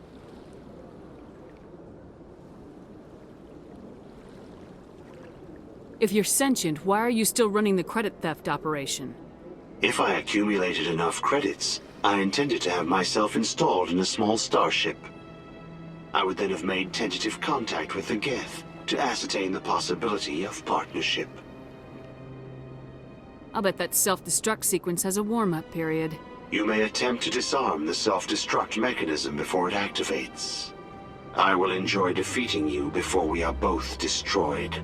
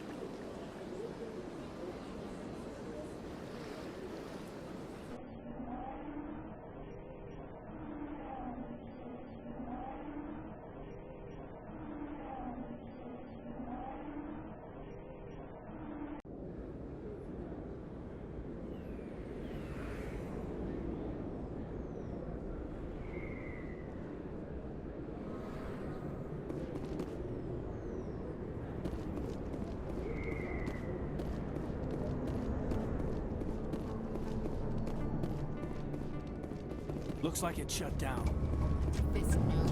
Look out!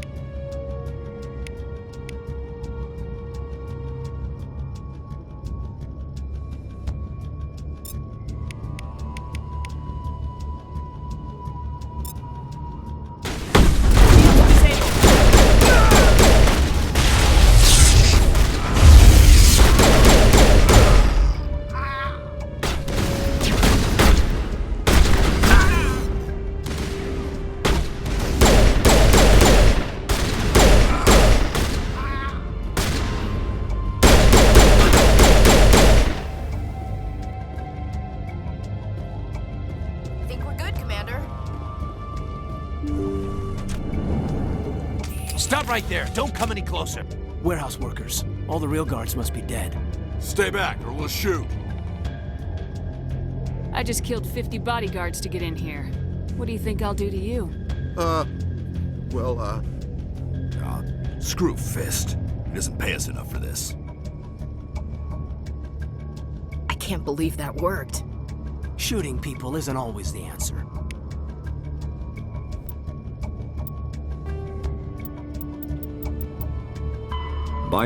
An artificial intelligence is a self-aware computing system capable of learning and independent decision-making. Creation of a conscious AI requires adaptive code, a slow, expensive education, and a specialized quantum computer called a blue box. An AI cannot be transmitted across a communication channel or computer network. Without its blue box, an AI is no more than data files. Loading these files into a new blue box will create a new personality, as variations in the quantum hardware and runtime results create unpredictable variations. The Geth serve as a cautionary tale against the dangers of mass. A virtual intelligence is an artificial intelligence is a self-aware computing system capable of learning and independent decision-making. Creation of a conscious AI requires adaptive code, a slow, expensive education, and a specialized quantum computer called a blue box. An AI cannot be transmitted across a communication channel or computer network. Without its blue box, an AI is no more than data files.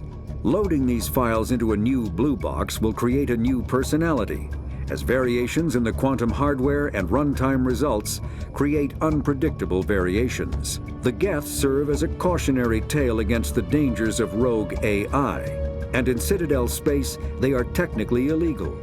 Advocacy groups argue, however, that an AI is a living, conscious entity, deserving the same rights as organics. They argue that continued use of the term artificial is institutionalized racism on the part of organic life. The term synthetic is considered the politically correct alternative.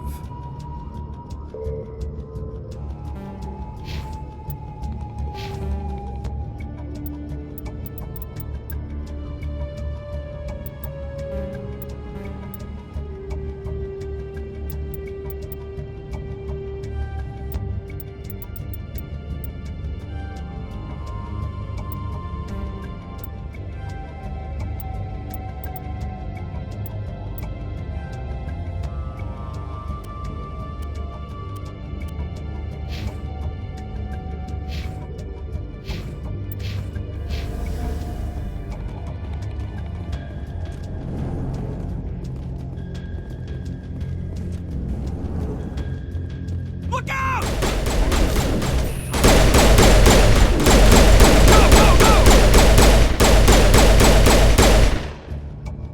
Wait! Don't kill me, I surrender!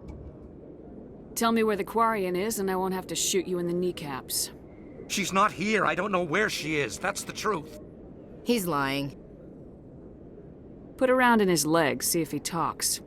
Wait, I don't know where the Quarian is, but I know where you can find her. The Quarian isn't here, said she'd only deal with the Shadow Broker himself. I thought the Shadow Broker only worked through agents.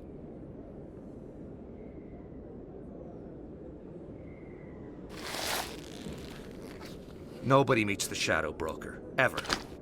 Even I don't know his true identity. But she didn't know that. I told her I'd set a meeting up. But when she shows up, it'll be Saren's men waiting for her. Tell me where that meeting is before I blow your lying head off. Here on the wards, the back alley by the markets. She's supposed to meet them right now. You can make it if you hurry. Am I supposed to just forget your part in all this? Hey, I came clean. I told you about the meeting. Besides, I've got my own problems now. The Shadow Broker wants me dead. I have to disappear. Forget about me. I'm a ghost. Too many people died here, Fist. You don't get to walk away. That Quarian's dead if we don't go now. Never been a real fan of crowds.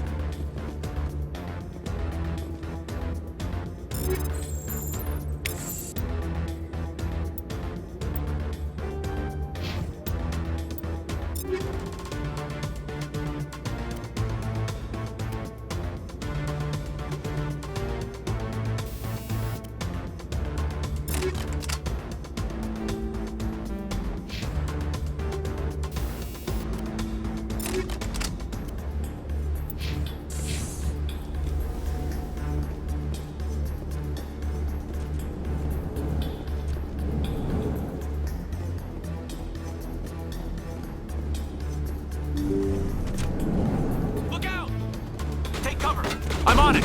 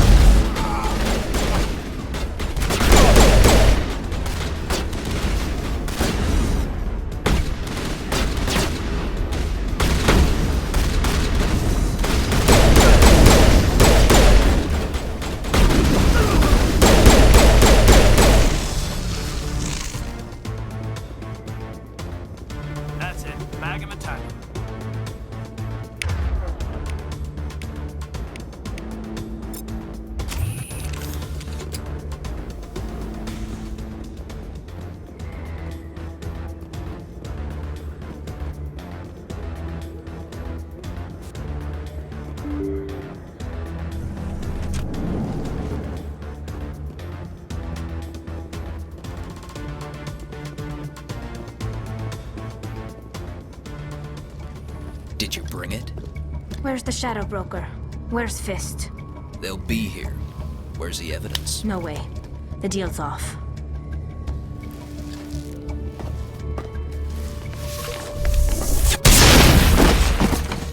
Over there!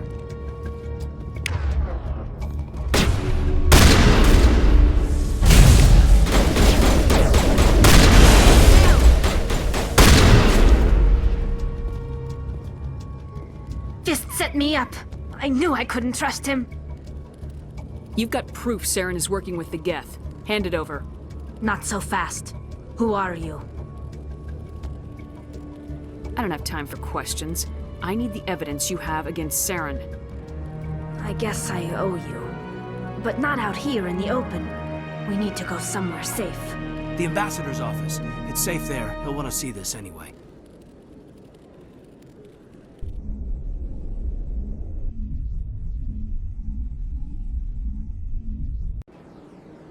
You're not making my life easy, Shepard. Firefights in the wards, an all-out assault on Korra's den. Do you know how many...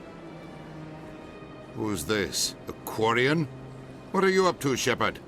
This Quarian can help us bring down Saren. I would have told you that if you hadn't jumped down my throat. I apologize, Commander. This whole thing with Saren has me a bit on edge. Maybe we should just start at the beginning, Miss... My name is Tali. Tali Zora Naraya. We don't see many Quarians here. Why did you leave the flotilla? I was on my pilgrimage. My rite of passage into adulthood.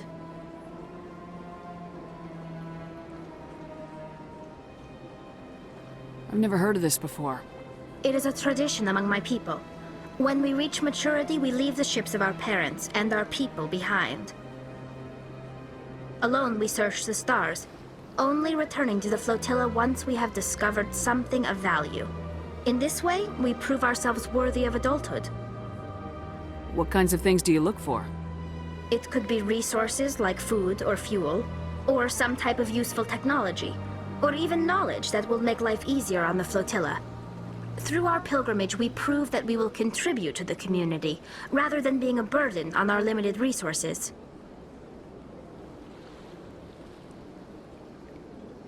Tell us what you found. During my travels, I began hearing reports of Geth. Since they drove my people into exile, the Geth have never ventured beyond the Veil. I was curious. I tracked a patrol of Geth to an uncharted world. I waited for one to become separated from its unit. Then I disabled it and removed its memory core.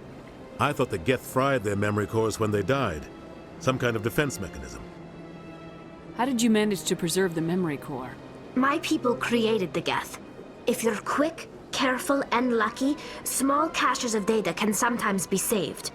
Most of the core was wiped clean, but I salvaged something from its audio banks.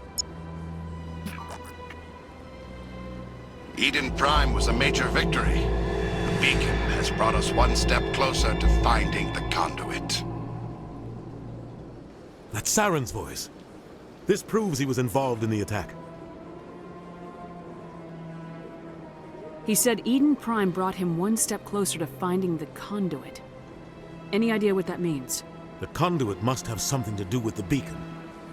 Maybe it's some kind of Prothean technology. Like a weapon. Wait, there's more. Saren wasn't working alone.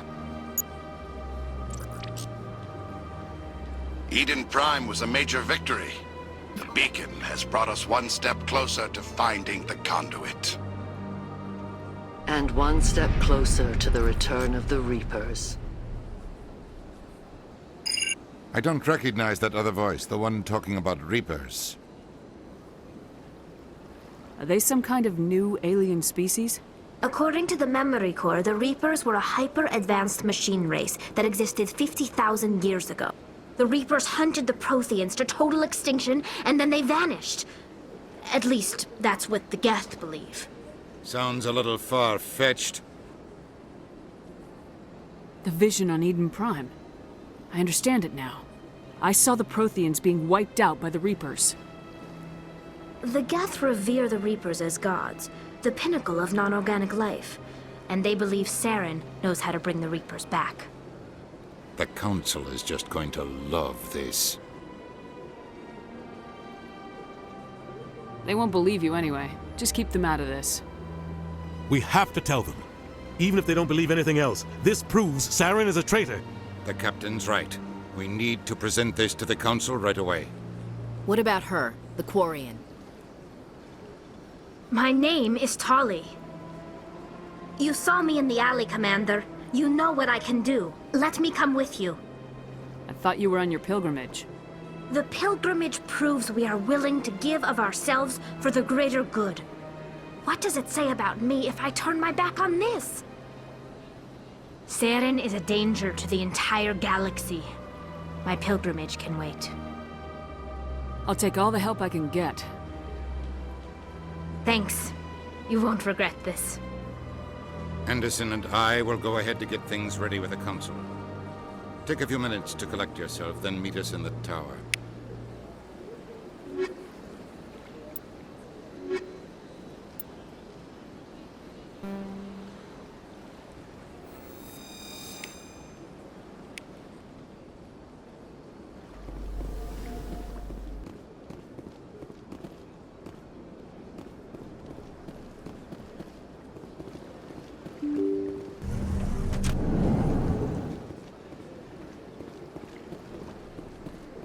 Excuse me, Commander Shepard. Commander Shepard, my name is Samesh Bhatia. Forgive the intrusion, but I have nowhere else to turn. A lot of people want my help these days. What makes you special? My wife was a Marine. She was in the 212 on Eden Prime. I've requested that my wife's body be returned to me for cremation, but the military has refused my request. Why did they refuse your request? There's got to be some reason. I don't know. All I know is that they have declared it impossible for my wife to be returned to me. There's no reason for your wife's body to be held like this. Just wait here. The man in charge of my case is Mr. Bosker. When I last saw him, he was in the expensive bar over there. Thank you for your time. I just want to give my wife a proper funeral, and the respect she deserves.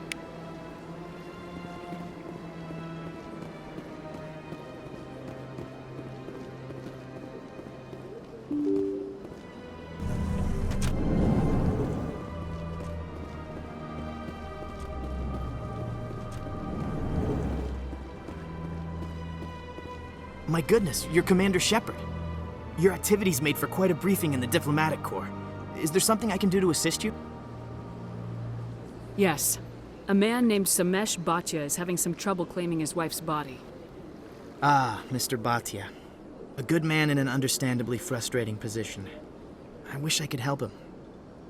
Serviceman Nirali Bhatia died on Eden Prime, as Mr. Bhatia no doubt told you. Her wounds are inconsistent with any type of weapon damage we've seen before. That is why her body is being held. You think that her body might be dangerous or contaminated? No, Commander. Nirali Bhatia is not dangerous. Her body is in fact extremely valuable to the Alliance. The tests we're conducting may lead to better defenses against Geth attacks. Respectfully, Serviceman Bhatia may save more lives in death than she did in life. How long do you think this research is going to take? This is a long-term study. I wouldn't expect the bodies to be released for a year or longer. You gotta have a lot of bodies. Can't you release one? Very few bodies had this new type of weapon damage, and very few were in good enough condition to study. Beyond that, Commander, we need as many bodies as we can to get a reasonable sample size. When will this research result in actual new technology? If we're lucky, we'll actually realize usable technology from this study in a few years. I'll tell Samesh. Next time you cut up a dead soldier, at least tell her husband the truth. That was just the reaction we were hoping to avoid, Commander. But if you think it will help, tell Mr. Bhatia the truth. Perhaps he will understand. Please let me know if you have any other questions.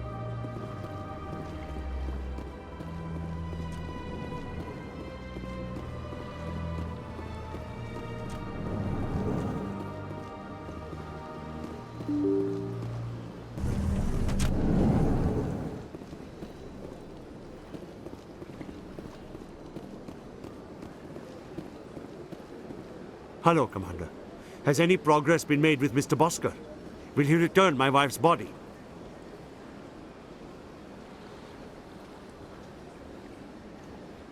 Tell me again what you've been told about your wife. As I said, I've been told nothing. I don't understand why they won't release her They're body. running medical studies on Nirali. That's why they won't release the body. Tests? They're holding my wife's body for tests? My wife served the Alliance faithfully. She gave her life for humanity. And this is how they repay her. Samesh, right now, more people are going to die unless the military runs those tests. This isn't about them. This is about my wife, the woman the military killed. This is war. People die. If you want to keep that to a minimum, let them run those tests. You think I've not given enough? Don't speak to me of duty. My wife is dead. I just want her to come home. I miss her so much. Let them run their tests. Let my wife save lives so that others are spared the loss I feel today. Goodbye. Thank you for finding me answers.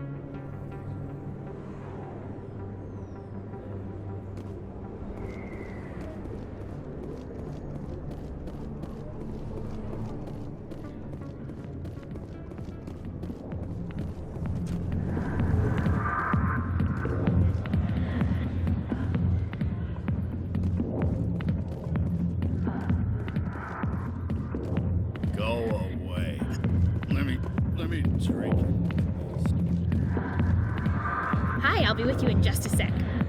I need to talk to you about your work with CSAC. I don't know what you're talking about. Now, if you don't mind, I need to get back to my customers. This isn't a game, Jenna. These people are dangerous. Now you sound like my sister. Why is everyone so concerned about me? I can take care of myself. I need to go. I'm not a stripper. I don't get paid to stand around and look pretty. Tough girl.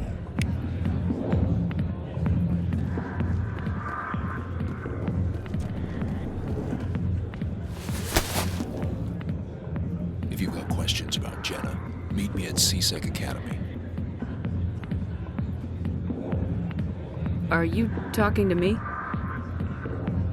Push off. I never did nothing to you. Damn newcomers. Think they can run the place. What the hell was that about?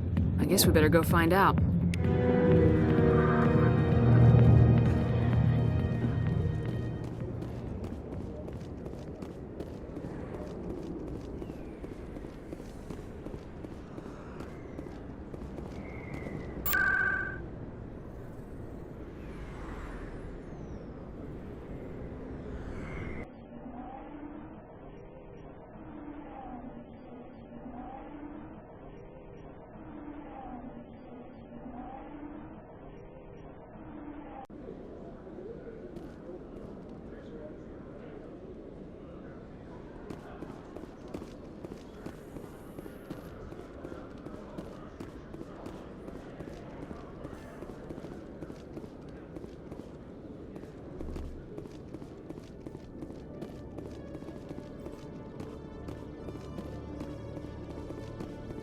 Detective Chelik, come into my office. I want to discuss...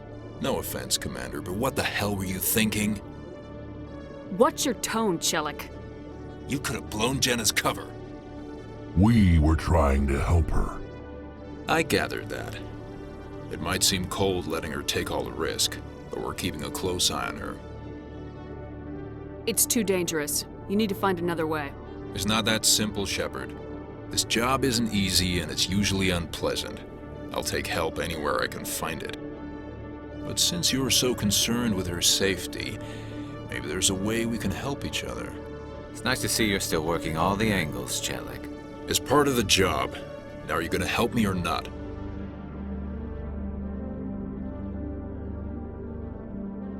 I'll help you, but I need some details. I'm trying to track down an illegal arms producer. I just need some of their product. Thanks to Jenna's intel, I've learned there's a seller here on the Citadel. Meet our man named Jax. Pick up the mods and bring them back here. That'll give me everything I need. Why are you so concerned about these mods? We have access to some of the most sophisticated weaponry there is. It's what gives us our edge. What do you suppose happens when we lose that edge? These give criminals an advantage we can't afford to let them keep. I'll persuade Jax to tell me where these mods are coming from. No. You tip Jax off and all my leads will disappear faster than you can say bad bust. Where can I find this Jax? Jax is down in the lower level of the markets. I'll send word through our channels that you're the buyer. Good luck, Commander.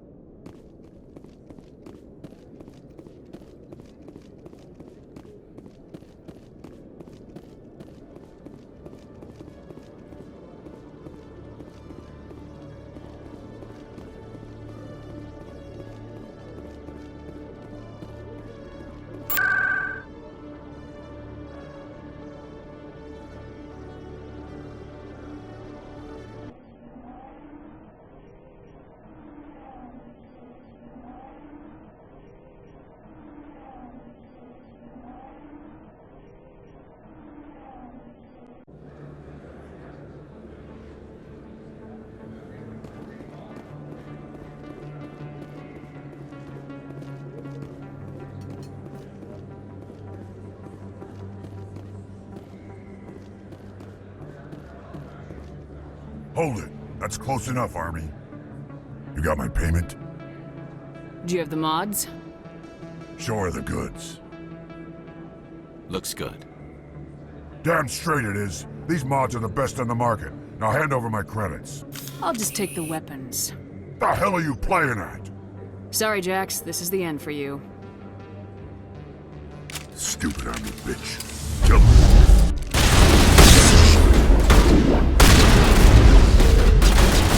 I'm on it. Lost shield!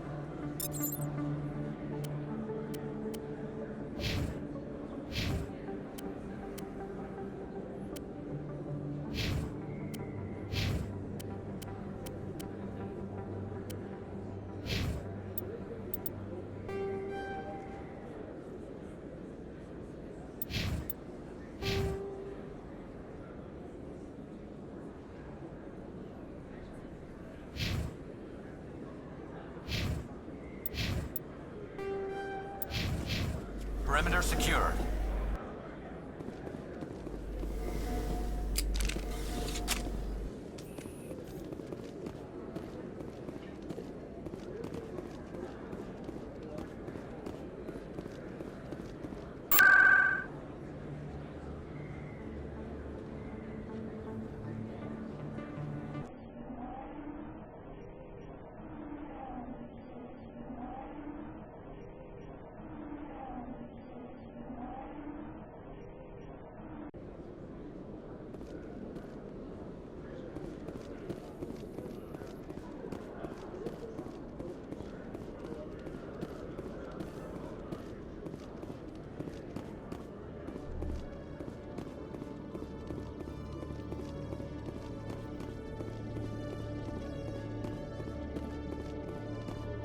What the hell happened down there, Commander?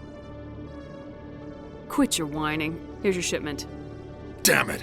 I've got to get on this right away, before Jax's superiors get wind of his death. What about our deal?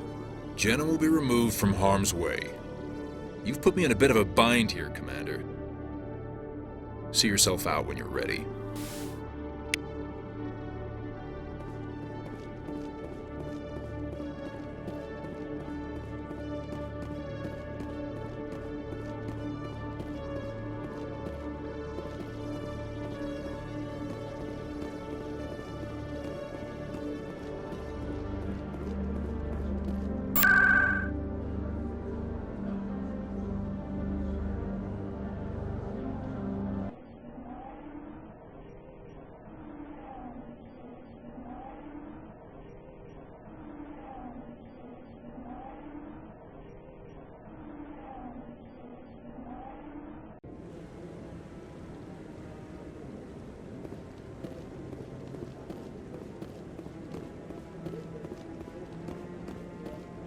Come on. Udina's presenting the Quarians' evidence to the Council. Eden Prime was a major victory. The beacon has brought us one step closer to finding the conduit. And one step closer to the return of the Reapers. You wanted proof? There it is. This evidence is irrefutable, Ambassador. Saren will be stripped of his Spectre status, and all efforts will be made to bring him in to answer for his crimes. I recognize the other voice, the one speaking with Saren. Matriarch Benezia. Who is she?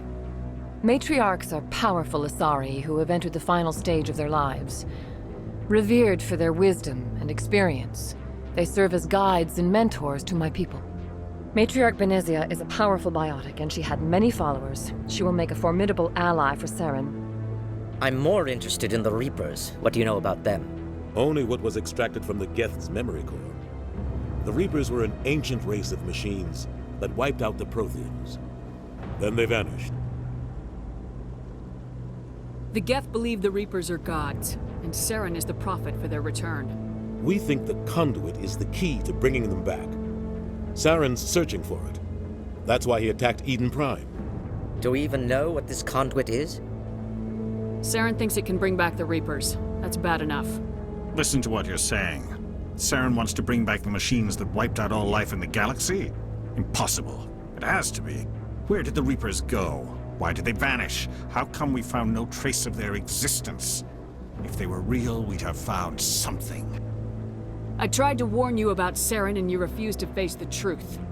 Don't make the same mistake again. This is different. You proved Saren betrayed the Council. We all agree he's using the Geth to search for the conduit, but we don't really know why. The Reapers are obviously just a myth, Commander. A convenient lie to cover Saren's true purpose. A legend he is using to bend the Geth to his will. 50,000 years ago, the Reapers wiped out all galactic civilization. If Saren finds the conduit, it will happen again. Saren is a rogue agent on the run for his life. He no longer has the rights or resources of a Spectre. The Council has stripped him of his position. That is not good enough. You know he's hiding somewhere in the Traverse. Send your fleet in! A fleet cannot track down one man. A Citadel fleet could secure the entire region, keep the Geth from attacking any more of our colonies. Or it could trigger a war with the Terminus systems. We won't be dragged into a galactic confrontation over a few dozen human colonies. Every time humanity asks for help, you ignore us. Shepard's right. I'm sick of this council and its anti-human bull. Ambassador, there is another solution. A way to stop Saren that does not require fleets or armies. No! It's too soon. Humanity is not ready for the responsibilities that come with joining the Spectres. It was a Turian Spectre who betrayed this council, and it was a human who exposed him. I have earned this.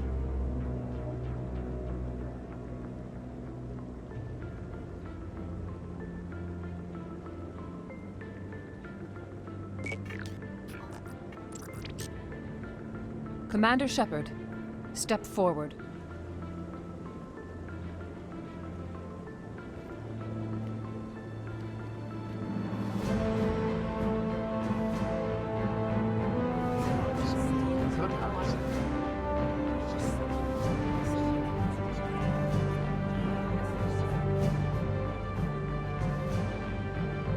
It is the decision of the Council that you be granted all the powers and privileges of the Special Tactics and Reconnaissance branch of the Citadel. Spectres are not trained, but chosen.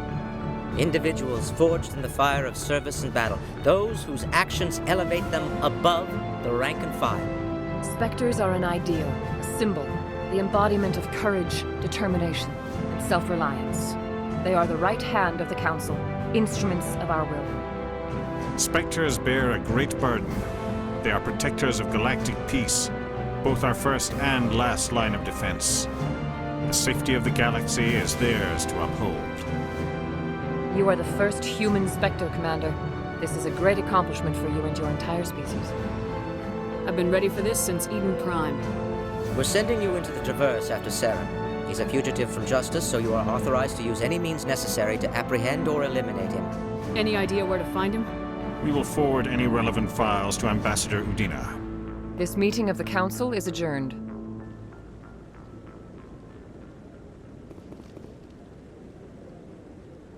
Congratulations, Commander. We've got a lot of work to do, Shepard. You're going to need a ship, a crew, supplies. You'll get access to special equipment and training now. You should go down to the C-Sec Academy and speak to the Spectre Requisitions Officer. Anderson, come with me. I'll need your help to set all this up.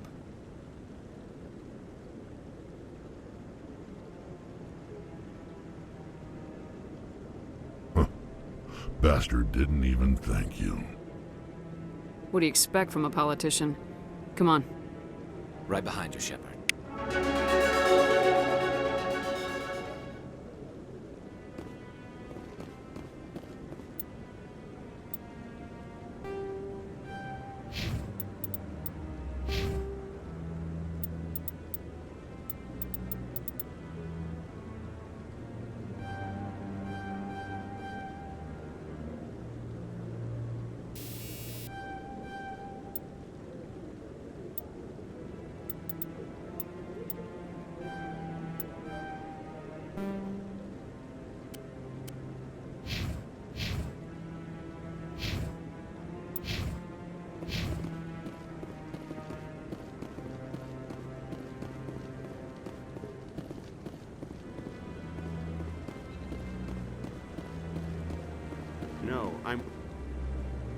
Congratulations on becoming the first human Spectre, Commander. I'm certain you'll be up to the challenge. Who told you I was a Spectre? I'm a senior officer with the Alliance. I knew about your candidacy before the Normandy was sent to Eden Prime. My name is Admiral Kahoku. It's about time the Alliance got one of our own in with the Spectres. We need people like you to deal with our problems. Is something wrong, Admiral? I'm getting stonewalled by bureaucratic assholes. Nothing new. Maybe you can help me, Shepard. One of my recon teams was investigating some strange activity out in the Traverse. We lost contact yesterday. Now I can't get clearance to check it out. Suddenly it's a restricted area. But that doesn't apply to you, Shepard. Spectres can go anywhere they want. You could find out why my team dropped out of contact. I'll look for them if I have time. Well, that's more than most will commit to. I'm gonna stay here and see if I can find anything out through official channels.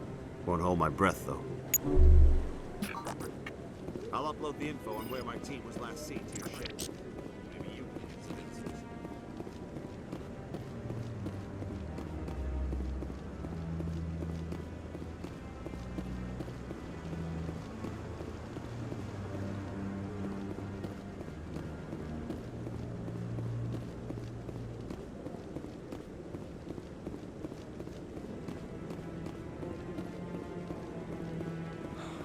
He's okay. I'm on a break. Talk to someone else if you need anything. I've got a lot on my mind. Maybe I can help. Well, maybe you can. You're a soldier, right? You ever head out to the Traverse? I'm not just some soldier. I'm a Spectre. A Spectre? I heard they were thinking about letting humans into the ranks. About time. Well, that means you can go anywhere you want, right? Even out into the Traverse? My brother's the captain of a ship called the Majesty. It was crossing the Traverse a few days ago when it disappeared. Just dropped right off the grid. And that usually means one of two things. They had massive mechanical failure, or they were attacked. Any idea why someone would attack them? Privateers, slavers, mercs looking for an easy score. There's a lot of nasty sorts out in the Traverse. I won't give up on my brother. Not yet. I've got the coordinates for the last transmission from his vessel. What kind of ship was it? Don't let the name fool you. The Majesty's just a small trading vessel, only a handful of crew. But he kept it in good condition. I don't think mechanical failure is too likely. But they don't have any real weapons or shields. If anyone did come after them, the Majesty'd be a sitting duck. What's in this for me? I can't afford to pay you anything. If I had that kind of cash, I'd have hired a recovery team to track him down already. Maybe you could look into this as a personal favor, you know? We humans have to stick together. Isn't anyone else looking into this? My brother's just a small independent trader. Ships like his disappear in the Traverse all the time.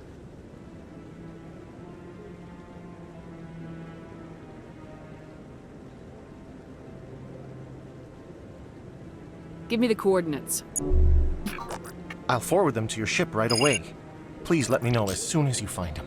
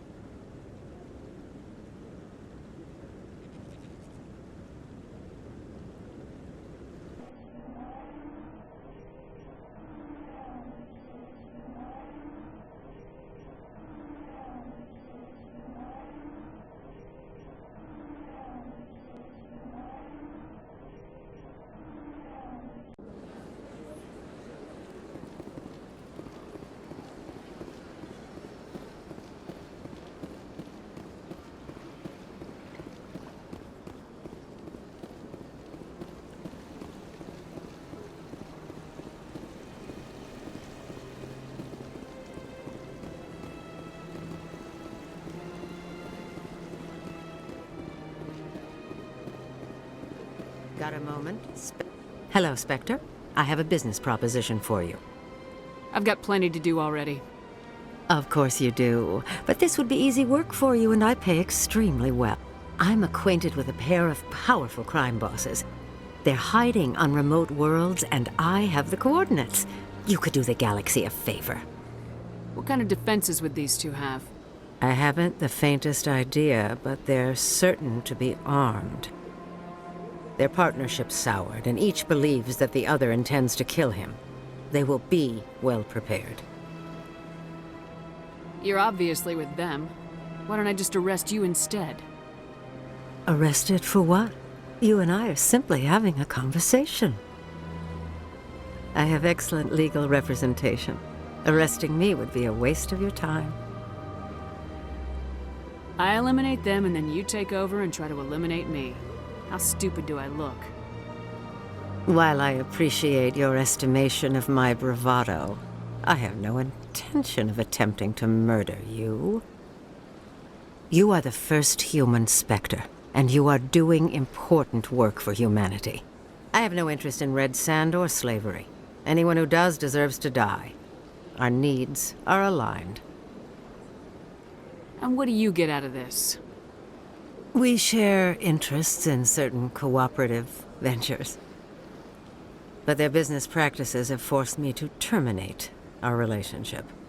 Once they are dead, I will manage our organization in a more tasteful manner. What crimes did these men commit? They're red sand dealers who make victims of their customers. Those who can no longer pay are sold to Batarians as slaves. They're loathsome, hurting innocent people. They must be ended. If they're as bad as you say they are, they need to be dealt with. Excellent. Here are the coordinates. When these men are dead, I will wait for you with the third set of coordinates. Goodbye, Commander. It's been a pleasure to meet you.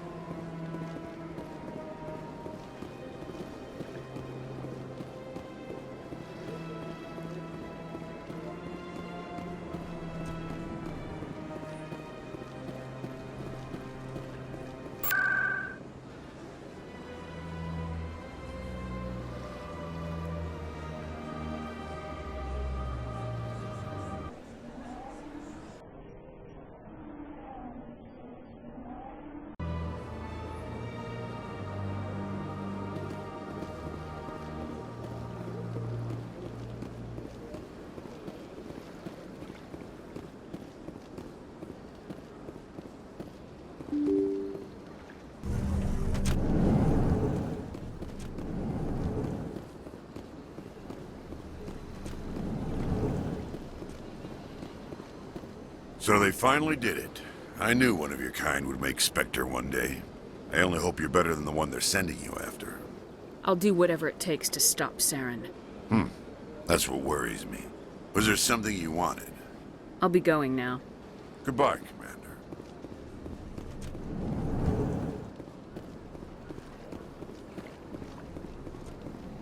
I don't have time to talk now. I'm very busy.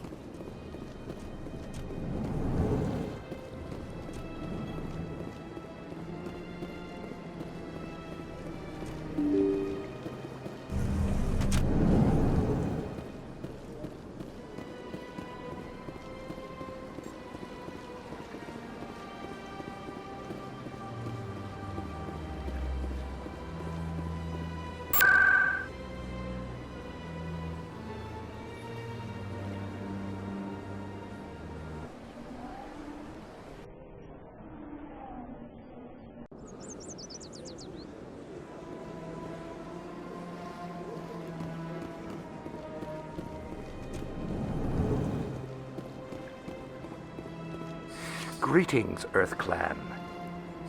I believe congratulations are in order, Commander Shepard. You are the first human to join the Spectres, yes? It's no big deal. Don't underestimate this opportunity, Commander. You have a chance to do great things for the Earth Clan. Perform well and your species may soon be asked to join the Council. There is no greater honor in the galaxy. A word of warning, however. The eyes of the entire galaxy are on you now. Some of them are hoping you will fail. Be careful, Commander. I should go. Goodbye, Commander.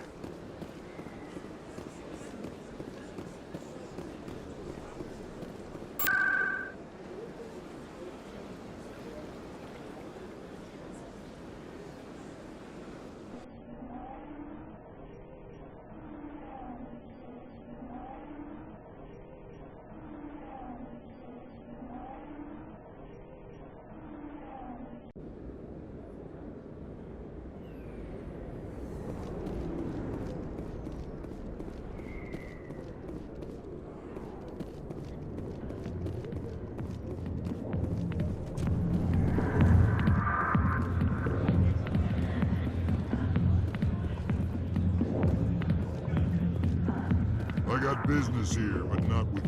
Commander! What do you want? I'm here on Shaira's behalf. Your lies are hurting her. Good! Her lies have been killing me for days. I've seen a lot of horrible things in my days, and there's only one woman in this damn galaxy that helps me forget it. This is pathetic. What could a woman do to put you in this state? 'Cause she rejected me! Me! Septimus Oraka, General of the Turian Fleet! Some general? What kind of example are you to your troops? The troops can kiss my leathery backside. All I wanted was to retire and be with her. Look, kid, I appreciate what you're trying to do, but don't waste your time. Never let the enemy see your weakness. You know that, General. Enemies? The one place I always felt at peace was with her. But now, so you think it's that easy? Just straighten up and act like a general?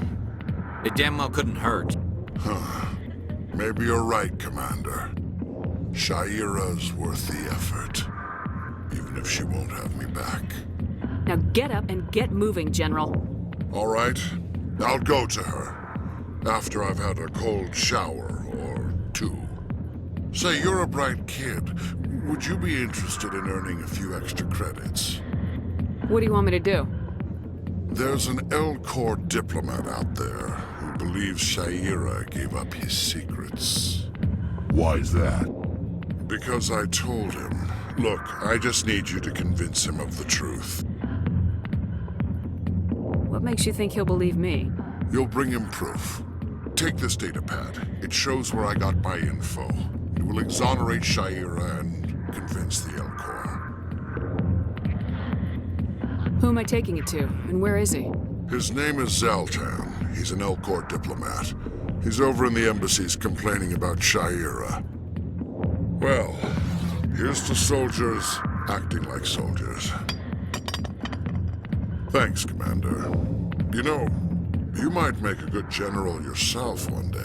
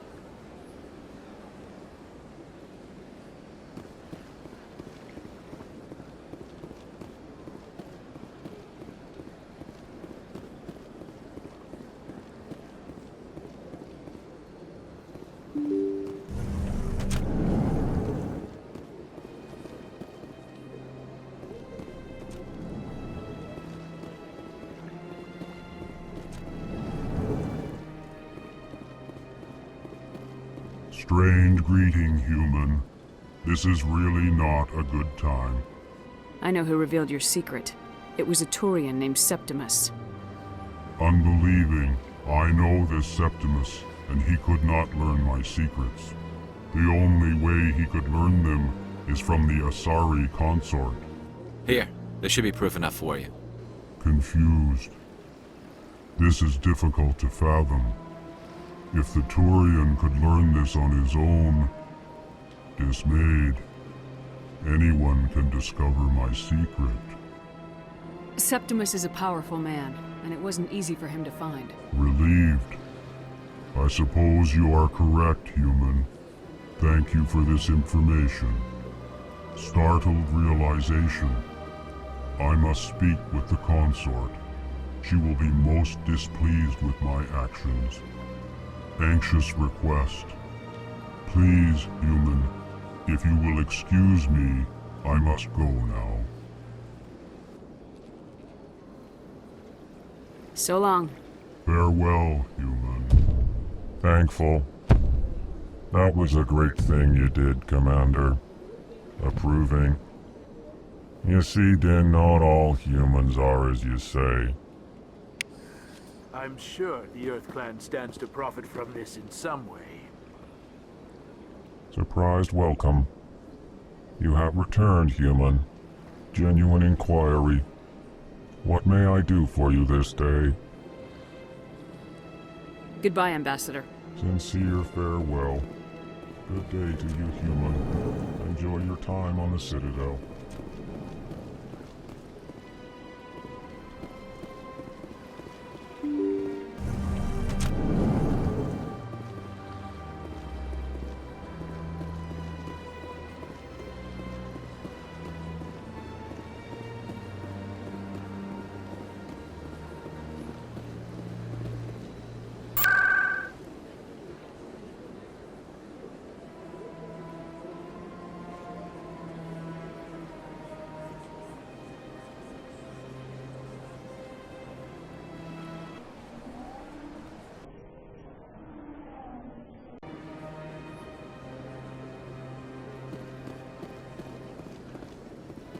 Septimus has sent word. Apparently, he sought the consort's forgiveness.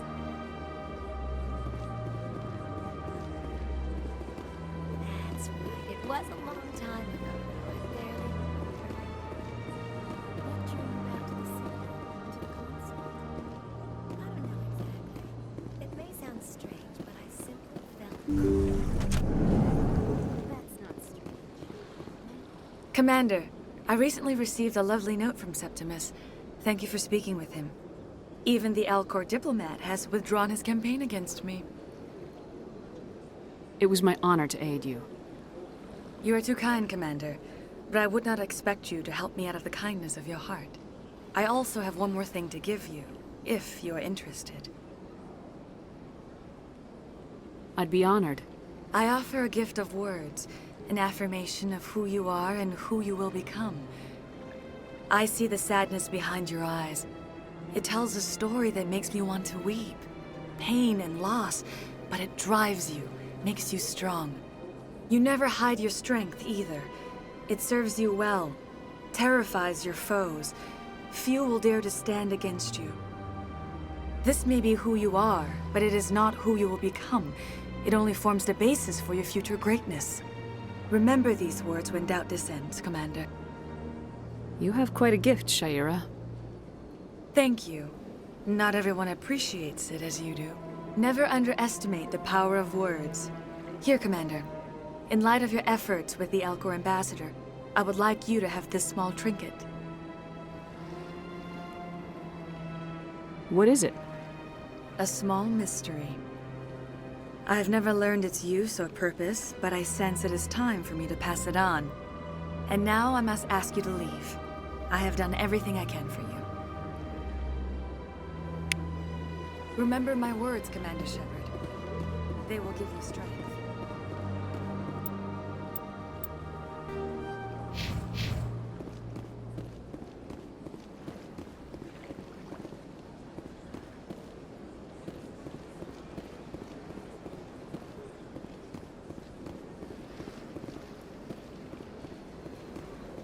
Hello again. The consort is very pleased with everything that you have done for her. Any chance I can move up on her client list? I did help her out. Yeah, she is grateful for your assistance. However, you have already been rewarded for helping her. The client list is a separate matter, and her schedule is completely booked for the next several months. I think I'm done here. Of course. Come back anytime.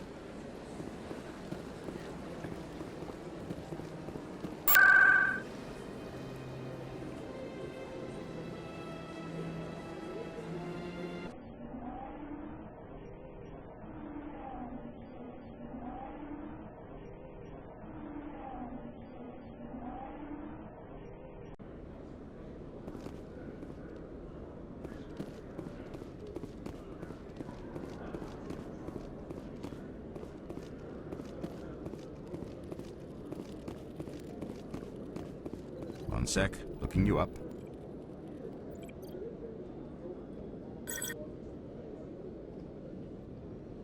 Commander Shepard, here with the Alliance military. First time on the Citadel, that about right? Who wants to know? Just checking for CSEC records. I can only sell goods to authorized personnel. So, will you be purchasing anything today, Commander Shepard? Show me what you got. Sounds good. Just let me set you up. Oh, this must be a mistake. System's telling me to offer you our select stock. Spectre? Well, I'd heard about that, but I didn't realize it was you. Sorry, Commander. Just show me what you got. I'll open the rare stocks for you, Commander. Enjoy.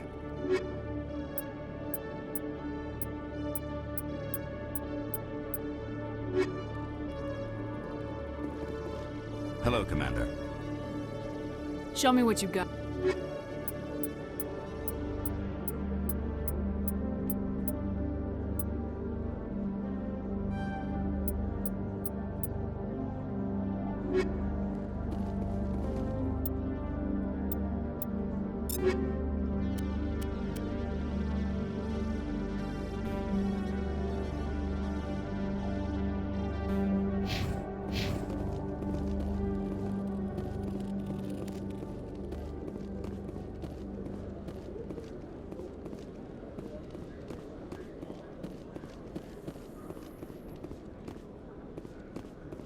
In other news, Exogeny Corp is still denying reports that one of their survey teams has gone missing in the Hades Gamma Cluster. When asked why communication with the survey team was suddenly cut off last week, company officials refused to comment.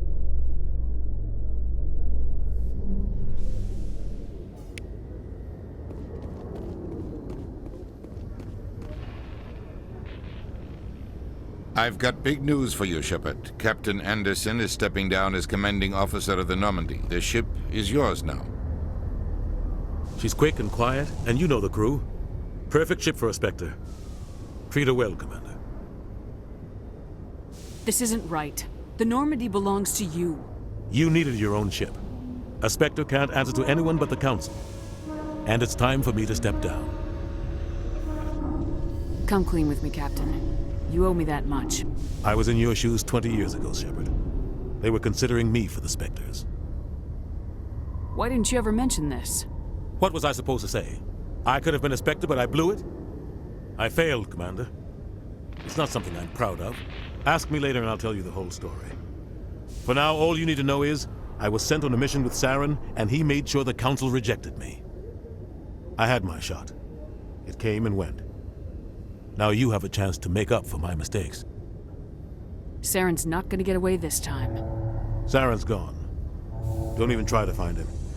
But we know what he's after. The conduit. He's got his Geth scouring the Traverse looking for clues. We had reports of Geth in the Pharos system shortly before our colony there dropped out of contact, and there have been sightings around Noveria. Find out what Saren was after on Pharos and Noveria. Maybe you can figure out where the conduit is before he does. The Reapers are the real threat. I'm with the Council on this one, Shepard. I'm not sure they even exist. But if they do exist, the conduit's the key to bringing them back. Stop Saren from getting the conduit, and we stop the Reapers from returning. I'll stop him. We have one more lead. Matriarch Benezia, the other voice in that recording. She has a daughter, a scientist who specializes in the Protheans. We don't know if she's involved, but it might be a good idea to try and find her. See what she knows. Her name's Liara, Dr. Liara Tassoni. We have reports she was exploring an archaeological dig on one of the uncharted worlds in the Artemis Tau cluster. Sounds like we should head for the Artemis Tau cluster. It's your decision, Commander. You're a Spectre now. You don't answer to us. But your actions still reflect on humanity as a whole. You make a mess and I get stuck cleaning it up. I'll take care of Saren. You take care of the political fallout. Not exactly the answer I was looking for, Shepard. Remember, you were a human long before you were a Spectre. I have a meeting to get to. Captain Anderson can answer any questions you might have. Yes, Commander? How are you holding up? Honestly, this isn't how I pictured my career coming to an end. Pushing papers really isn't my thing, but you're the one who can stop Saren. I believe in you, Shepard. If that means I have to step aside, so be it. Tell me what happened with you and Saren 20 years ago. It's close to 20 years ago now. Ambassador Goyle was our representative here on the Citadel. Like Udina, she wanted to get a human into the Spectres. She chose me. The Council sent Saren to keep an eye on me and evaluate my performance, just like they sent Nihilus to keep tabs on you. I trusted you. You betrayed me. It's not something I'm proud of. I had a chance to become the first human Spectre, and I failed. Saren made sure of that. I think I deserve the whole story. We had intel on a rogue scientist being funded by Batarian interests. He was trying to set up a facility to develop illegal AI technology out in the Verge. Alliance intel had done all the work, but the Council wanted a Spectre involved. We compromised. I was assigned to help Saren in his investigation. We tracked the scientist to a refining facility on Kamala. He was hidden away somewhere inside, protected by an army of Batarian mercenaries. The plan was simple. Sneak into the plant, capture the scientist, sneak back out. Quick, quiet, and a minimum of bloodshed. I'm guessing things didn't go as planned? Saren and I split up to cover more ground. Then about halfway through the mission, there was a massive explosion in the refinery core. Officially, it was ruled an accident, but I think Saren detonated it on purpose to draw off the enemy guards. He was smart. You needed a diversion. This went way beyond a simple diversion, Commander. The explosion tore the refinery to shreds. The whole place was on fire. Black chemical clouds poured out into the atmosphere. Nobody inside survived. There was a camp for the workers and their families nearby. Between the fires and the toxic fumes, the final death count was over 500. mostly civilians. Saren didn't care. The target was eliminated, mission accomplished, and I ended up taking the blame. That ended all talk of me joining the Spectres. Saren caused the explosion. How'd he pin it on you? In his report, Saren accused me of blowing his cover. He said it was my fault the guards were ready for us. He claimed that's why it turned into a massacre. Saren's report was all the proof the Council needed to kill my chances of becoming a Spectre.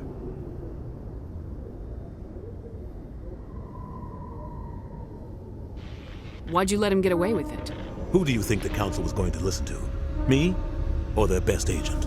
I had a bad feeling about him right from the start. I should have been more careful. Maybe I could have stopped things before they got out of hand.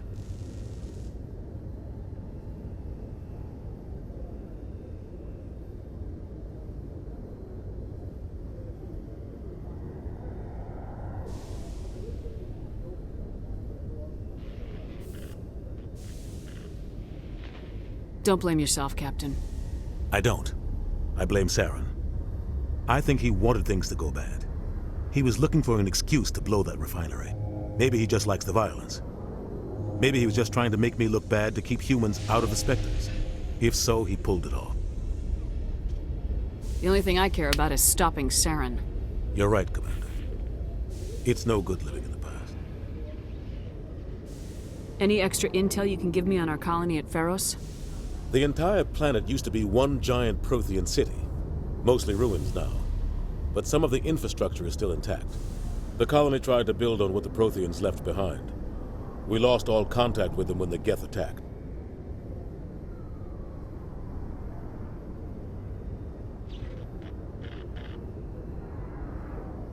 What do you know about the Artemis Tau cluster? Not much. I've never been there myself. A handful of systems with a few small, uncharted worlds, but no real colonies. Might not be easy finding Dr. T'Soni out there. My advice is to look for the world with the Prothean ruins.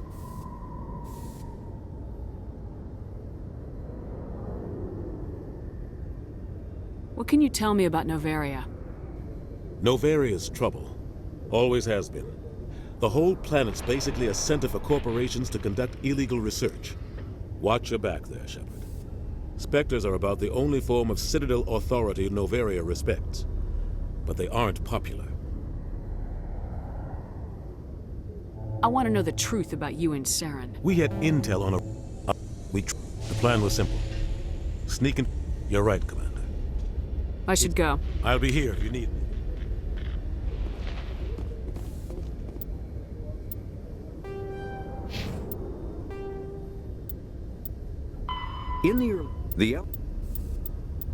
Driven from their homes. In the early 2160s, the Alliance began aggressive colony.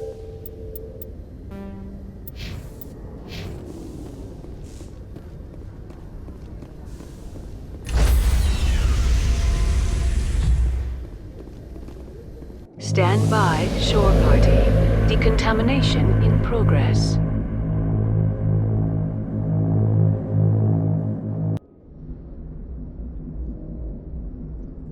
Heard what happened to Captain Anderson.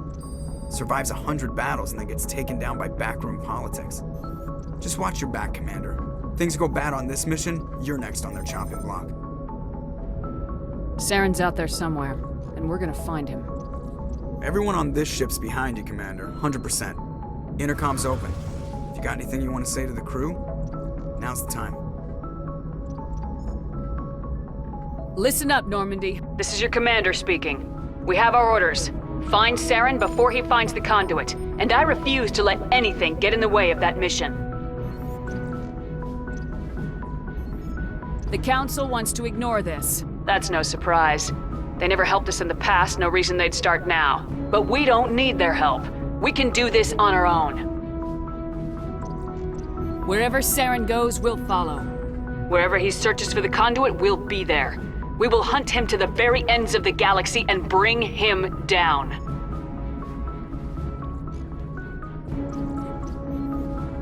None of the other species has the guts, grit, or balls to deal with this.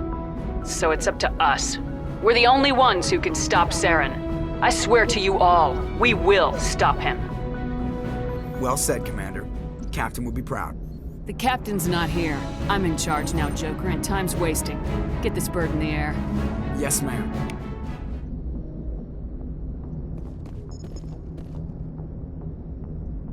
Commander, something you need? How's the Normandy performing? Is she everything they said she'd be? She's the best ship in the fleet, if you've got a pilot who knows how to handle her. Balance isn't what you'd expect. Takes a while to get used to that oversized drive core we got stuffed in the back, and her power can sneak up on you if you're not careful. The Normandy's probably too much ship for your average Alliance pilot, Commander. Lucky for you, I'm anything but average. I like to know my crew. Mind if I ask you a few questions? I can see where this is going. You did a background check on me, didn't you? Well, I'll tell you the same thing I told the captain. You want me as your pilot. I'm not good. I'm not even great. I am the best damn helmsman in the Alliance fleet. Top of my class in flight school, I earned that. All those commendations in my file, I earned every single one. Those weren't given to me as charity for my disease. I can't have you on this ship if you're going to infect my crew. Infect the crew? Oh man, you have no idea what I'm talking about, do you? Okay, I've got Volas syndrome, brittle bone disease. The bones in my legs never develop properly. They're basically hollow, too much force and they'll shatter. Even with crutches and my leg braces, it's hard to get around. One wrong step and crack! It's very dramatic, but I've learned to manage my condition, Commander. Put the Normandy in my hands and I'll make her dance for you. Just don't ask me to get up and dance unless, you like the sound of snapping shin bone. I need to know more about this Volas syndrome if I'm putting my ship in your hands. Yeah, of course you do. It's an extremely rare condition. Nobody knows exactly what causes it. Genetic, maybe. It's treatable, but there's no cure. They classify my case as moderate to severe. I was born with over a dozen fractures, hip, thighs, ankles. My bones were already breaking in the womb. 100 years ago, I wouldn't have survived past my first year. Lucky for me, modern medical science has turned me into a productive member of society. You're not gonna break a bone trying to fly the ship, are you? I don't fly with my feet, Commander, so I'm fine as long as I'm in this chair. I gotta be real careful when I get up to take a piss, though. I can do my job as well as anyone on the ship. Better, actually. So don't worry about it. I'm not trying to make you uncomfortable. Let's talk about something else. Whatever you want, Commander. Why does everyone call you Joker? It's a lot shorter than saying Alliance Flight Lieutenant Jeff Moreau. Plus, I love to make little children laugh. I was just thinking how much you remind me of Santa Claus. Look, I didn't pick the name. One of the instructors in flight school used to bug me about never smiling. She started calling me Joker, and it stuck.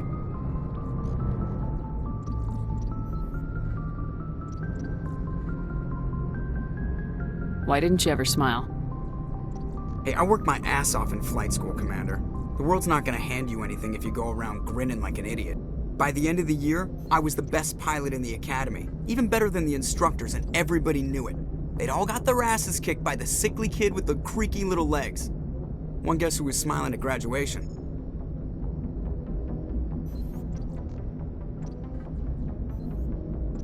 I have to go. All right, see you.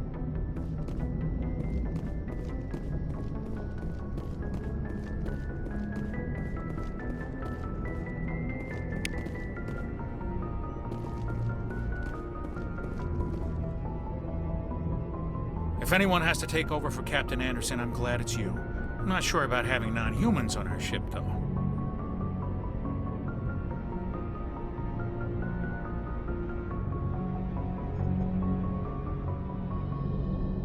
I'm in charge here, Presley.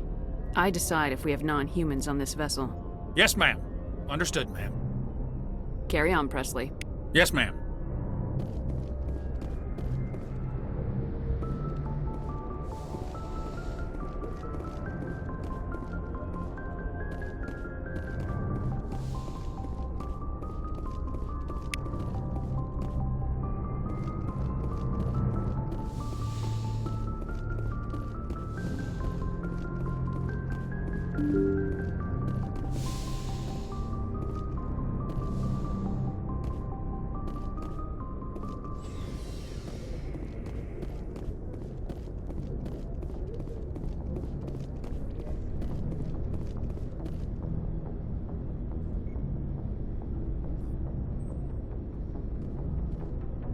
Anything you need, Commander?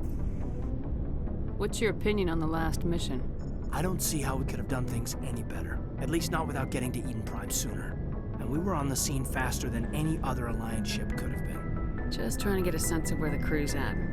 Thoughts? I've wasted enough of your time for now, Commander. We'll have time for personal debriefings later. We'll talk another time, Lieutenant. Commander?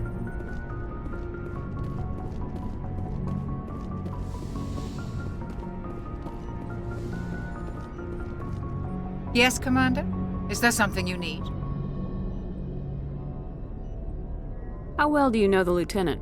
I'd never worked with him before this mission. But he has an impressive service record, over a dozen special commendations. Tends to keep to himself, though. Maybe because of the headaches. It's not easy being an L2. What does that have to do with it? Well, most biotics now use the L3 implants. Lieutenant Alenko was wired with the old L2 configuration. Sometimes there are complications. What kind of complications? Severe mental disabilities, insanity, crippling physical pain. There's a long list of horrific side effects. Caden's lucky. He just gets migraines. I should go. Goodbye, Commander.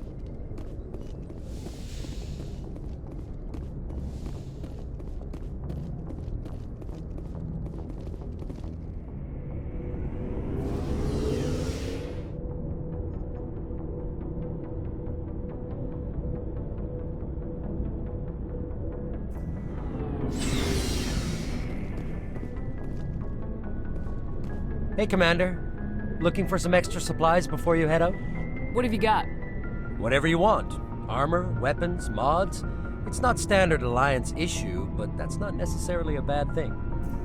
Well, as long as you don't mind paying for it. Why should I pay you for my weapons and armor? My stuff doesn't come from the Alliance. I have to purchase it myself, and it's not cheap. Hell, the licenses alone have set me back more than I'd like. But no licenses, no goods. Without the goods, I'm out of a job. What are licenses? Why do you need them? Manufacturers sell licenses. Each license allows me to buy and sell a certain brand of products. I already have several basic ones, but you'll need to buy more if you want me to bring in different brands. Many of the best licenses are hard to get, but they're well worth the cost if you can find them.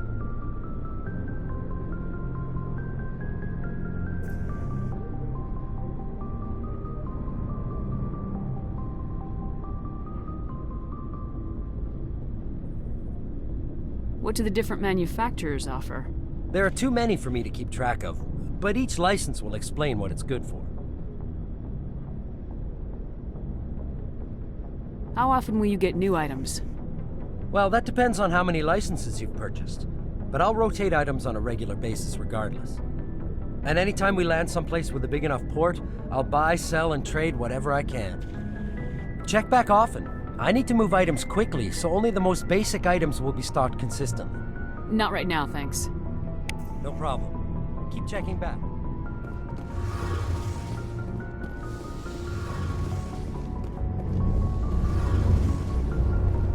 Hey, Commander, you know that Quarian, Tally? She's been spending all her time down here asking me about our engines. I'll tell her to leave you alone. What? No, she's amazing. I wish my guys were half as smart as she is. Give her a month on board and she'll know more about our engines than I do. She's got a real knack for technology, that one. I can see why you wanted her to come along. I figured she'd be a real asset to the team. You got an eye for Tally, Commander, but I'm guessing that's not why you came down here. Fill me in on the IES stealth system. How does it work exactly? You can't hide a ship out in space. They emit too much heat and radiation. Too easy for sensors to pick them up, unless you find a way to capture those emissions. So our stealth systems trap the energy we give off in storage sinks built into the ship itself. No emissions to give away our location. Eventually the sinks have to be vented. More than a few hours silent running and they overheat. Cook us inside our own hull.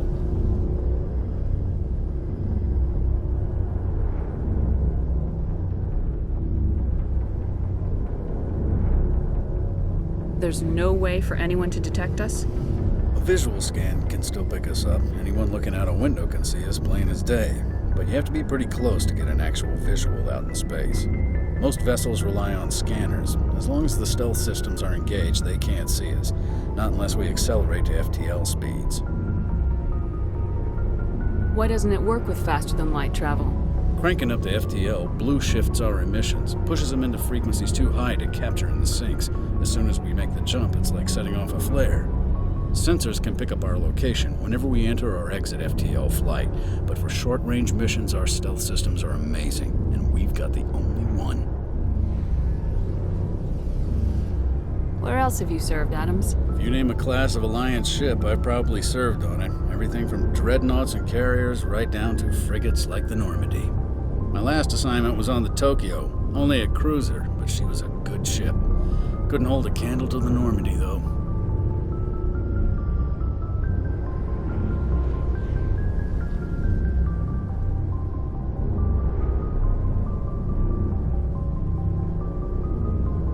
I want to know more about the Normandy.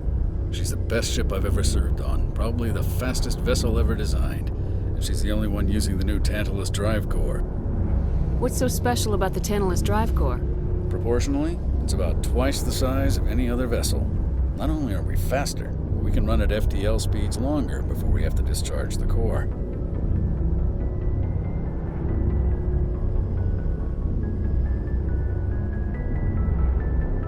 Carry on, Adams. Aye, aye, Commander.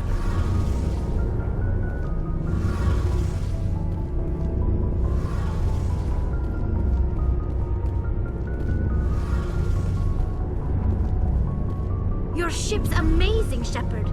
I've never seen a drive core like this before. I can't believe you were able to fit it into a ship this small.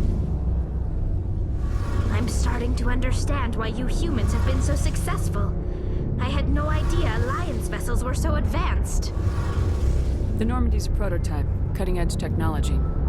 A month ago, I was patching a makeshift fuel line into a converted tug ship in the flotilla. Now, I'm sitting on board one of the most advanced vessels in Citadel space. I have to thank you again for bringing me along. Traveling on a vessel like this is a dream come true for me. I had no idea you found ship technology so interesting. It comes with being a Quarian. The migrant fleet is the key to the survival of my people. Ships are our most valuable resource. But we don't have anything like this. We make do with cast-offs and second-hand equipment.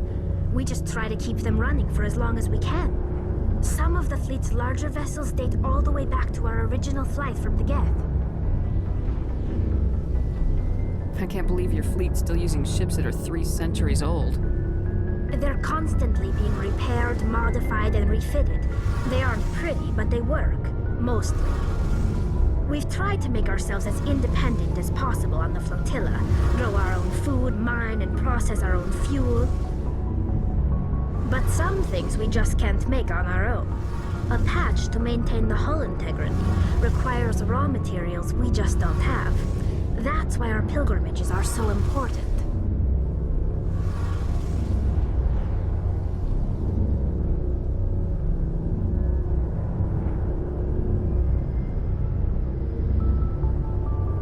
Tell me about your people. Our lives aren't easy. Resources are scarce, and we are constantly on the move. Everything we do must in some way contribute to the continuation of the migrant fleet. There are 17 million Quarians in the flotilla, and each of us relies on the others for survival. The bonds among my people are strong. Unfortunately, we have had to surrender many of the freedoms and civil liberties other species take for granted. What kind of freedoms? Well, it's illegal for parents to have more than one child. If our population grows too much, it would strain our resources to their breaking point. Of course, we also can't allow our numbers to become too few. If our population is in decline, the rule against single births is temporarily repealed. In extreme cases of population decline, incentives are even offered to encourage multiple births, though the Conclave hasn't had to take such measures in nearly a century.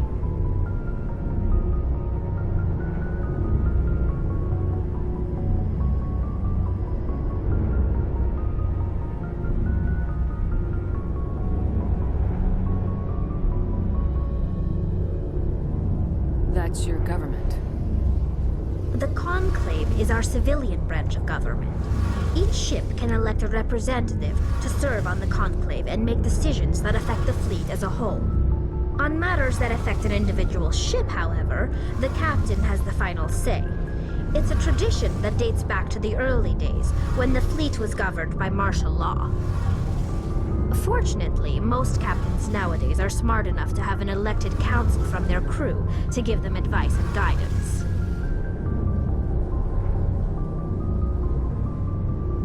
I want to talk about something else. Like what? I want to know more about the Geth. I doubt I can tell you anything you don't already know. It's been almost 3 centuries since they drove my people into exile. All I know is the story of their origins, what they were when we created them, and how they turned on us.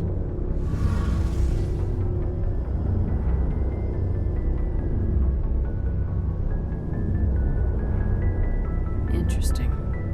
The Geth were originally created to serve as an automated manual labor force. Initially, their intelligence was as limited as any VI. Over time, we made small modifications to their programming to allow them to perform more varied and complex tasks, bringing them closer and closer to true AI status. How come the Council didn't step in and stop you? This wasn't true AI research. We may have been skirting the bounds of the law, but we never did anything that was actually illegal.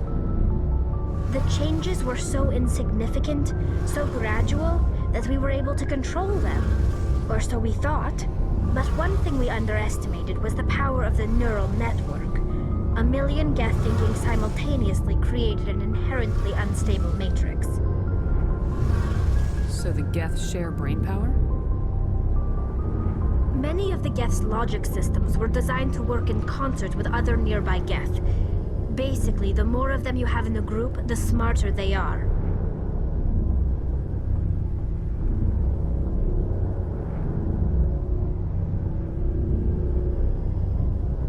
So there's some sort of group consciousness? No, nothing like that. They cannot share sensory data or information. Their programming cannot handle that much simultaneous input. Each Geth maintains an individual awareness and identity. The neural network only operates on a process-based level. It's basically the synthetic equivalent of a subconscious. But when they're in close proximity, they can coordinate low-level functional processes, freeing up more capacity for original or independent thought.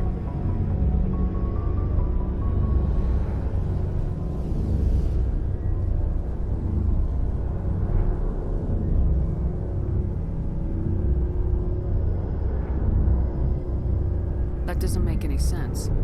I'm probably oversimplifying. The Geth are incredibly advanced and complex creations. All you need to know is that they get smarter when they gather in large numbers. As we built more and more Geth, their effective intelligence became more sophisticated, more abstract.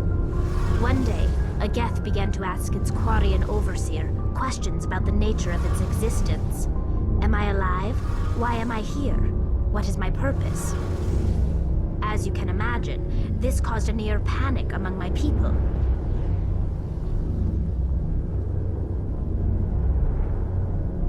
I don't see what's so bad about those questions. The Geth were created to engage in mundane, repetitive, or dangerous manual labor. That's fine for machines, but it won't satisfy a sentient being for long. The Geth were showing signs of rudimentary self-awareness and independent thought. If the Geth were intelligent, then we were essentially using them as slaves. It was inevitable the newly sentient Geth would rebel against their situation. We knew they would rise up against us, so we acted first. A general order went out across all Quarian-controlled systems to permanently deactivate all Geth. The Geth responded to this order violently.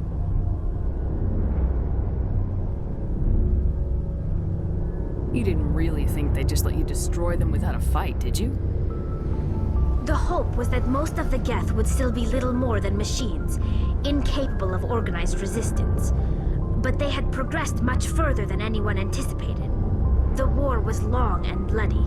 Millions upon millions of Quarians died at their hands. In the end, we were forced to flee our own homeworld. We feared the Geth would pursue us, but they never came beyond the Veil.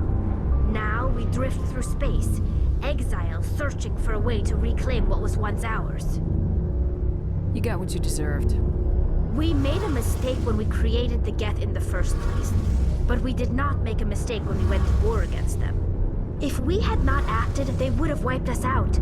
They're a synthetic life form. They have no use for organics. None. Why do you think they cut themselves off from the rest of the galaxy? Why do you think they've killed every organic being who's ever tried to contact them?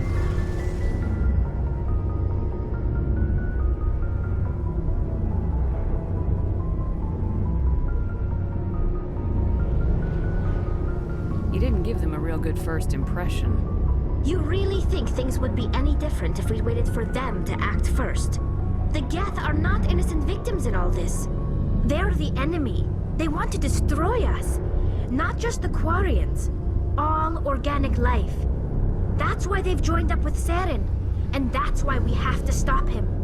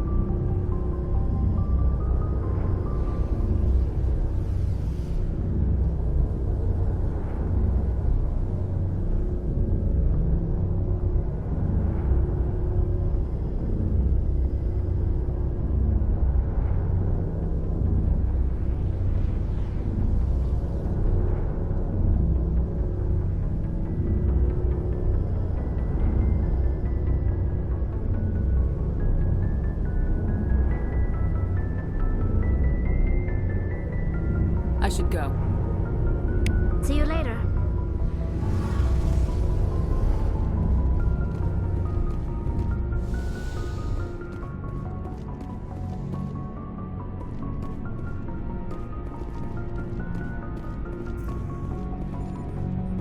Thanks for bringing me on board, Commander.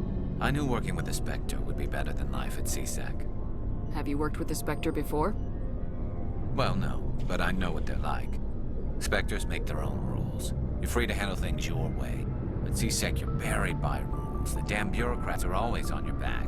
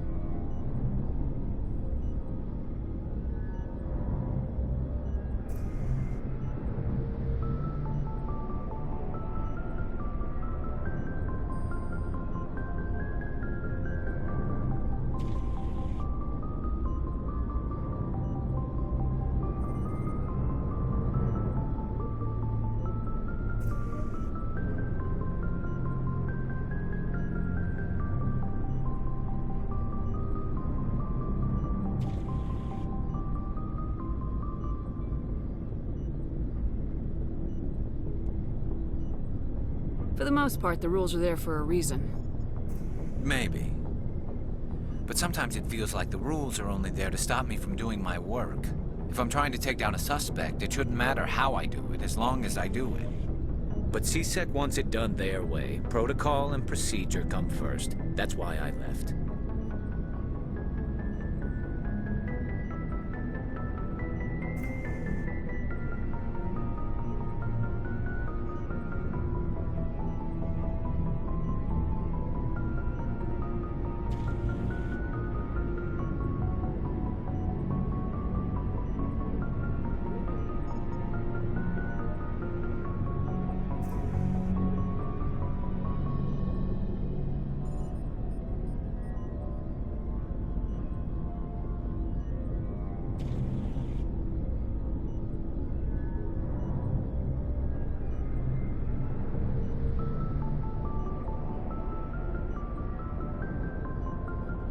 So you just quit because you didn't like the way they do things?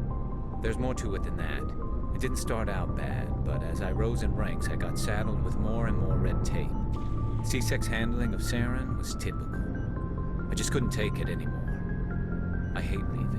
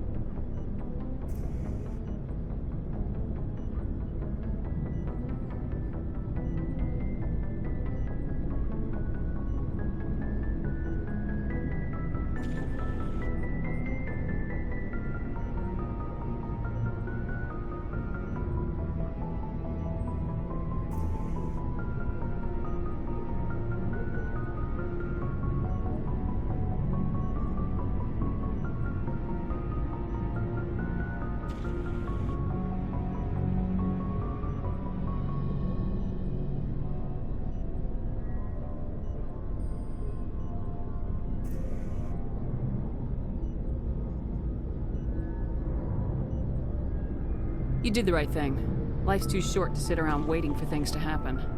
Yeah, you're probably right. Either way, I plan to make the most of this. And without CSEC headquarters looking over my shoulder, well, maybe I can get the job done my way for a change.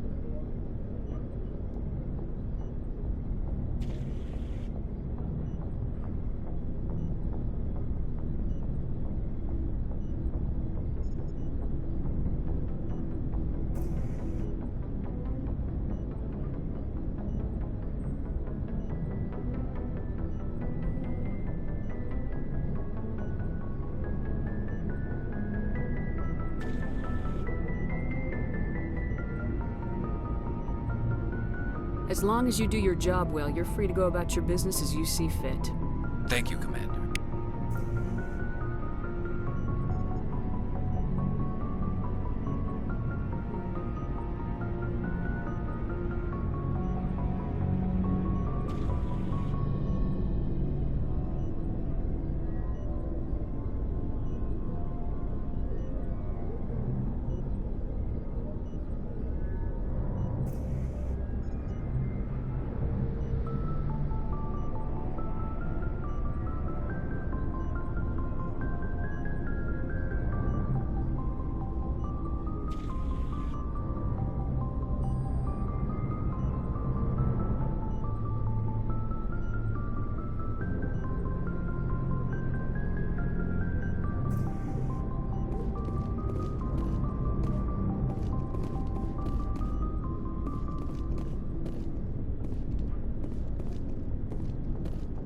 Nice ship you've got, Shepard.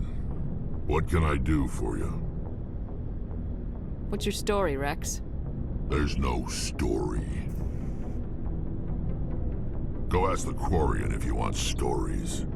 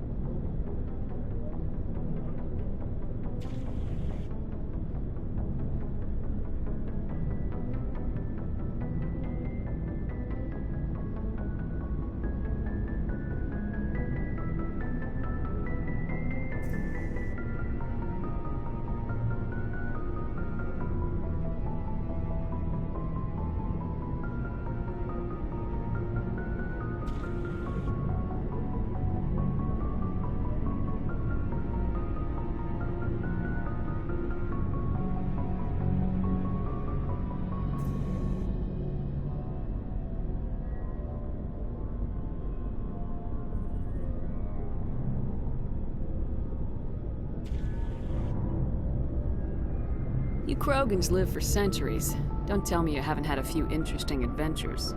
Well, there was this one time the Turians almost wiped out our entire race. That was fun.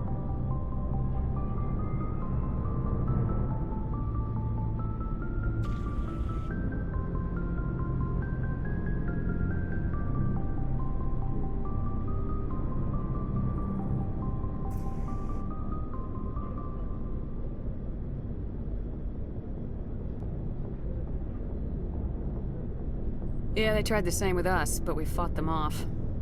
It's not the same.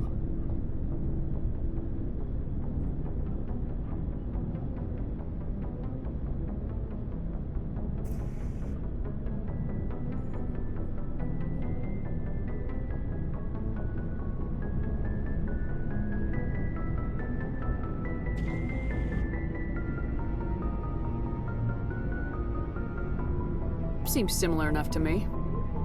So your people were infected with a genetic mutation? An infection that makes only a few in 1,000 children survive birth? And I suppose it's destroying your entire species? You're still here. Can't be all that bad. I don't expect you to understand, but don't compare humanity's fate with the Krogan. Sorry, Rex. I wasn't trying to get you upset. Your ignorance doesn't upset me, Shepard. As for the Krogan, I gave up on them long ago. The genophage infected us, but it's not what's killing us.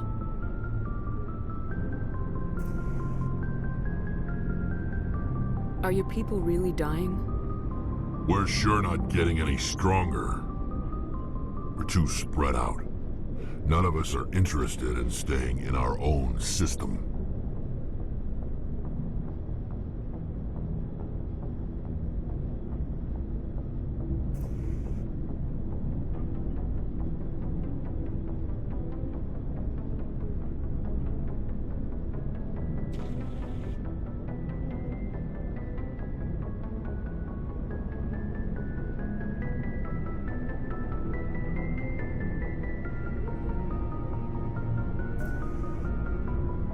Lots of species have left their homes and prospered. But they go to colonize new worlds. We're not settlers. We're warriors. We want to fight. So we leave. Hire ourselves out. And most of us never go back. What can you tell me about the genophage? Ask the Solarians if you want details. They made it. All I know, it makes breeding nearly impossible. Thousands die in stillbirth, and most never get that far. Every Krogan is infected, every one, and no one's rushing to find a cure.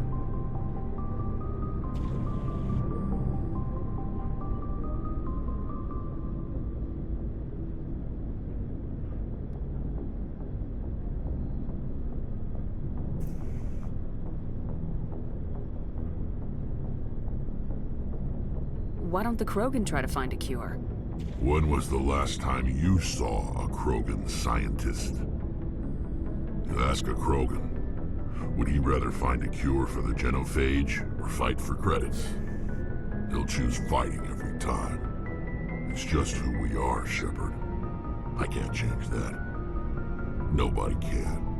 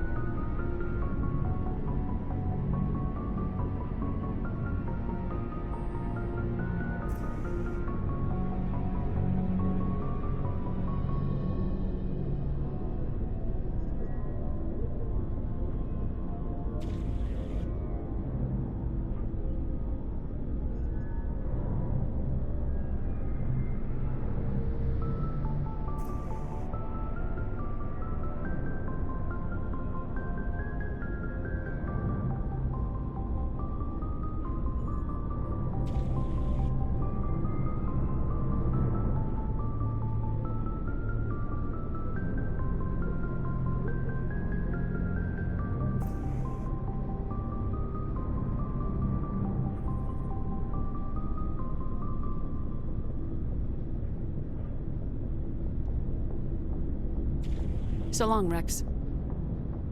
Shepard.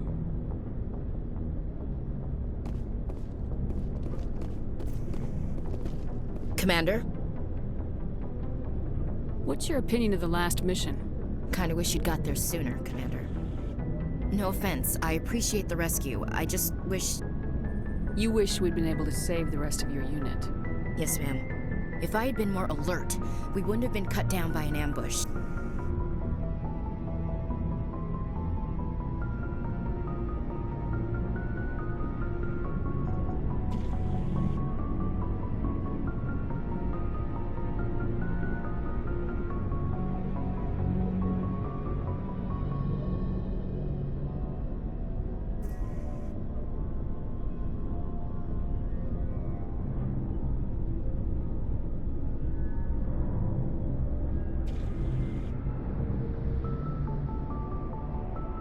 The answer seems plain enough to me. Be more alert. Aye, aye, Commander. I'll make sure it doesn't happen again. I'm sorry, Commander. I need to get my duties squared away. I wouldn't mind talking more later. Dismissed, Chief. Ma'am.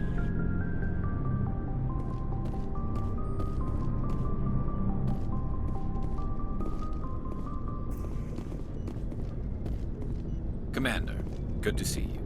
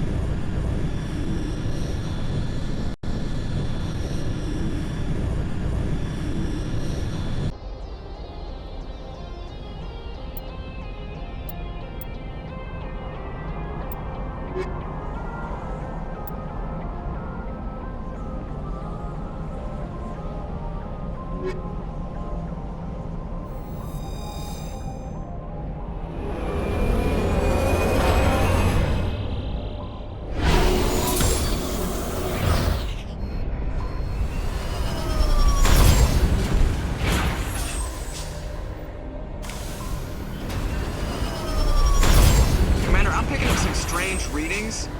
Really strange, like off the damn charts. It looks like it's coming from an underground complex a few clicks away from the drop zone.